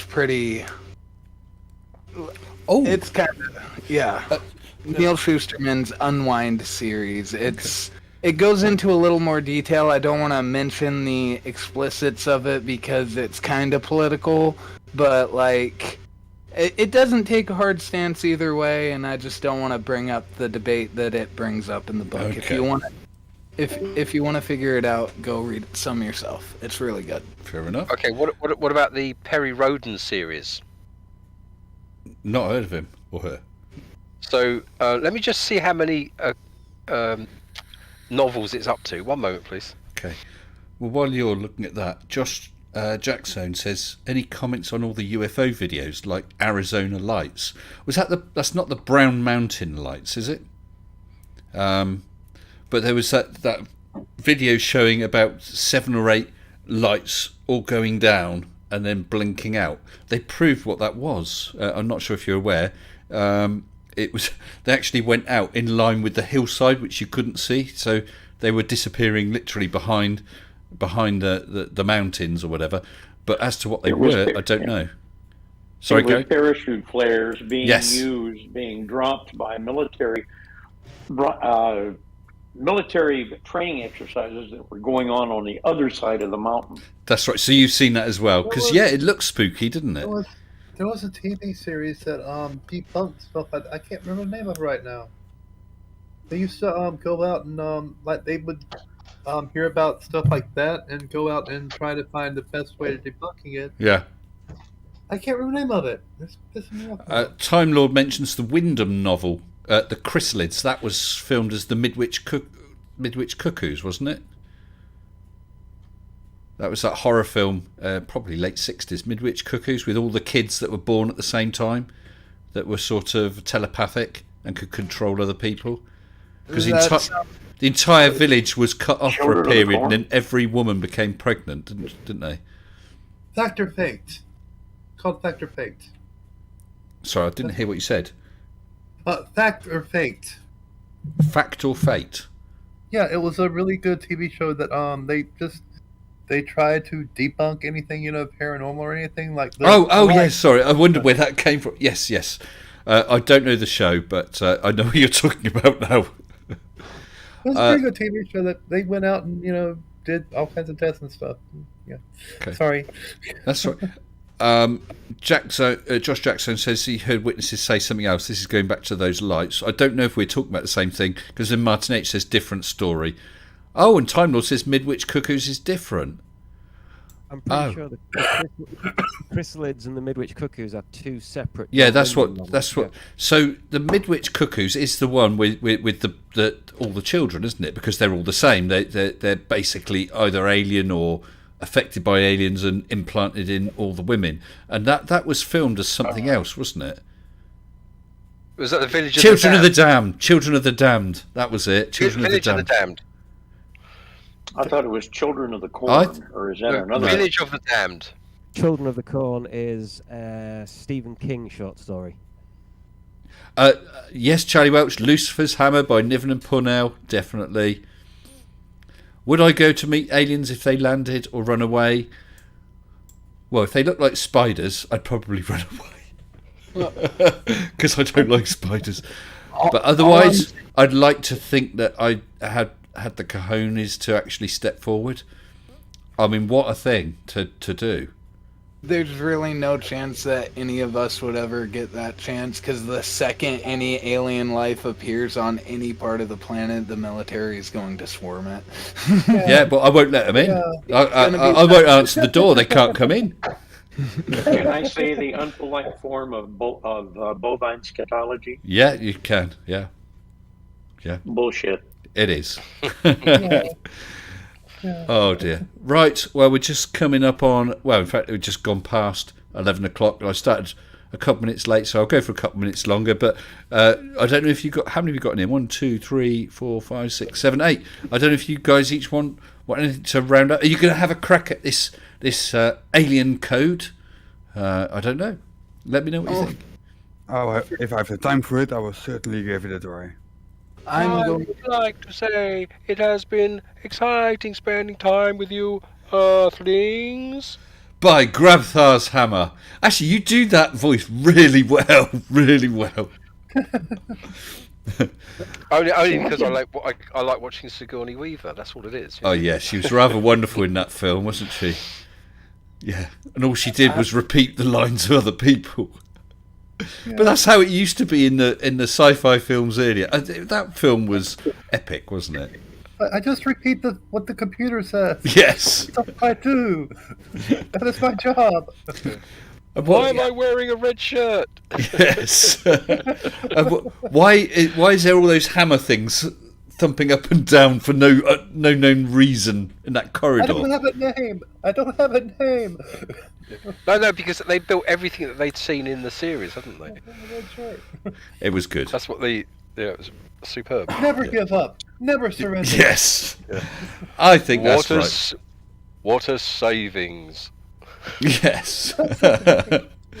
Guys, I'm going to start throwing you out now. I'm going to chuck you into the live waiting room, all right? Okay. Okay.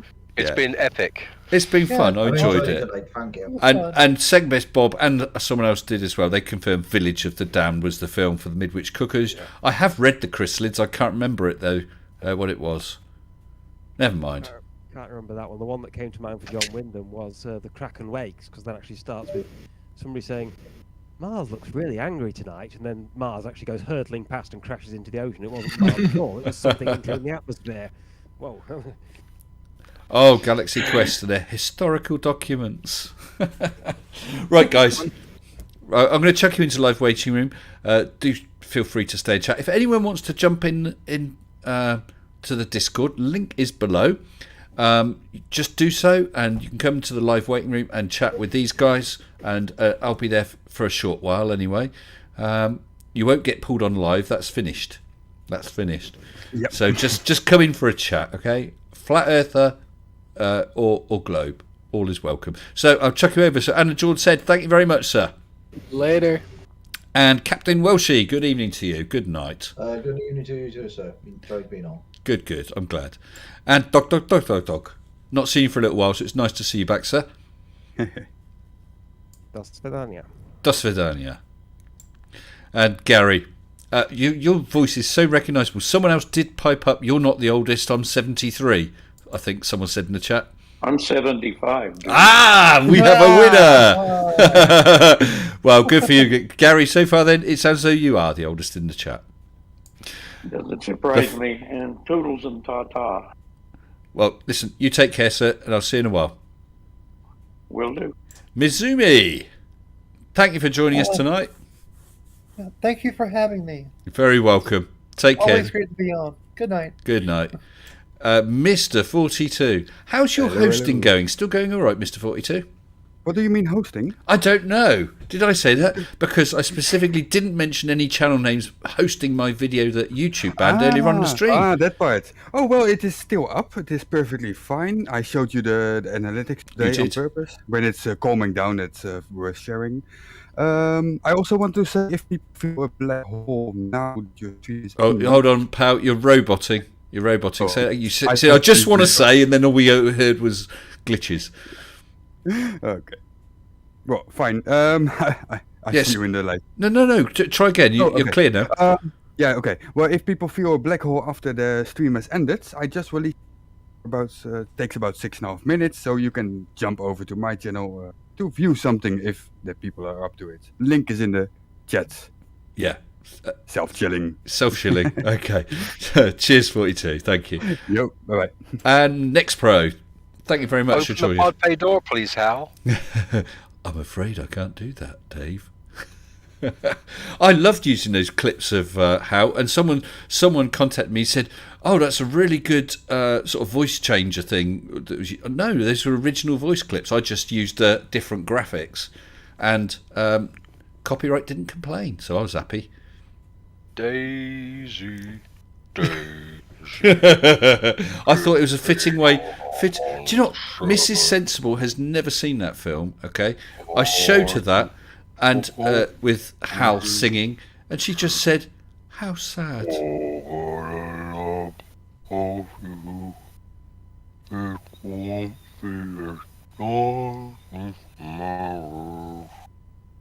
I can't keep doing this. Come on, no, you've got to finish now. You did really well. I just thought I'll let him carry on. Okay, listen, thank you very much, Nix. You take care. Thank you. And he's gone. Before he does any more of that singing. Listen, thank you everyone for joining me tonight.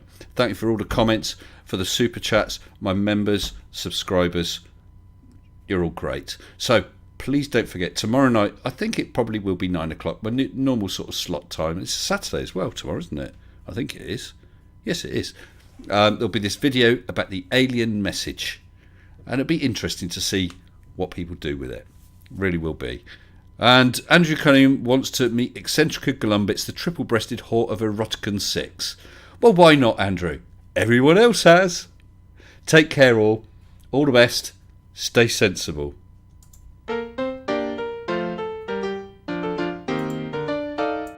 Mr. Sensible, Mr. Sensible, bring me some cheese, and get me only the best if you please. Here are some flowers, let me display them. Yea, Dr. Warlow, you have Arnold slay them. Mr. Sensible, you are my subscriber is a faithful fan. Bring your logic and your cheese. Mr. Sensible, help us out please. Mr. Sensible, Mr. Sensible, I needed proof of gravity, so I jumped off the roof, It had a lot, let me go further. Why was I ever such a dumb flat earther? Mr. Sensible, I'm such a clown, I am the laughing stock of the town, Bring your logic and your cheese. Mr. Sensible, help me out please. Mr. Sensible, bring me a sphere, to which the waters of the oceans adhere, have explanations, but let me be candid.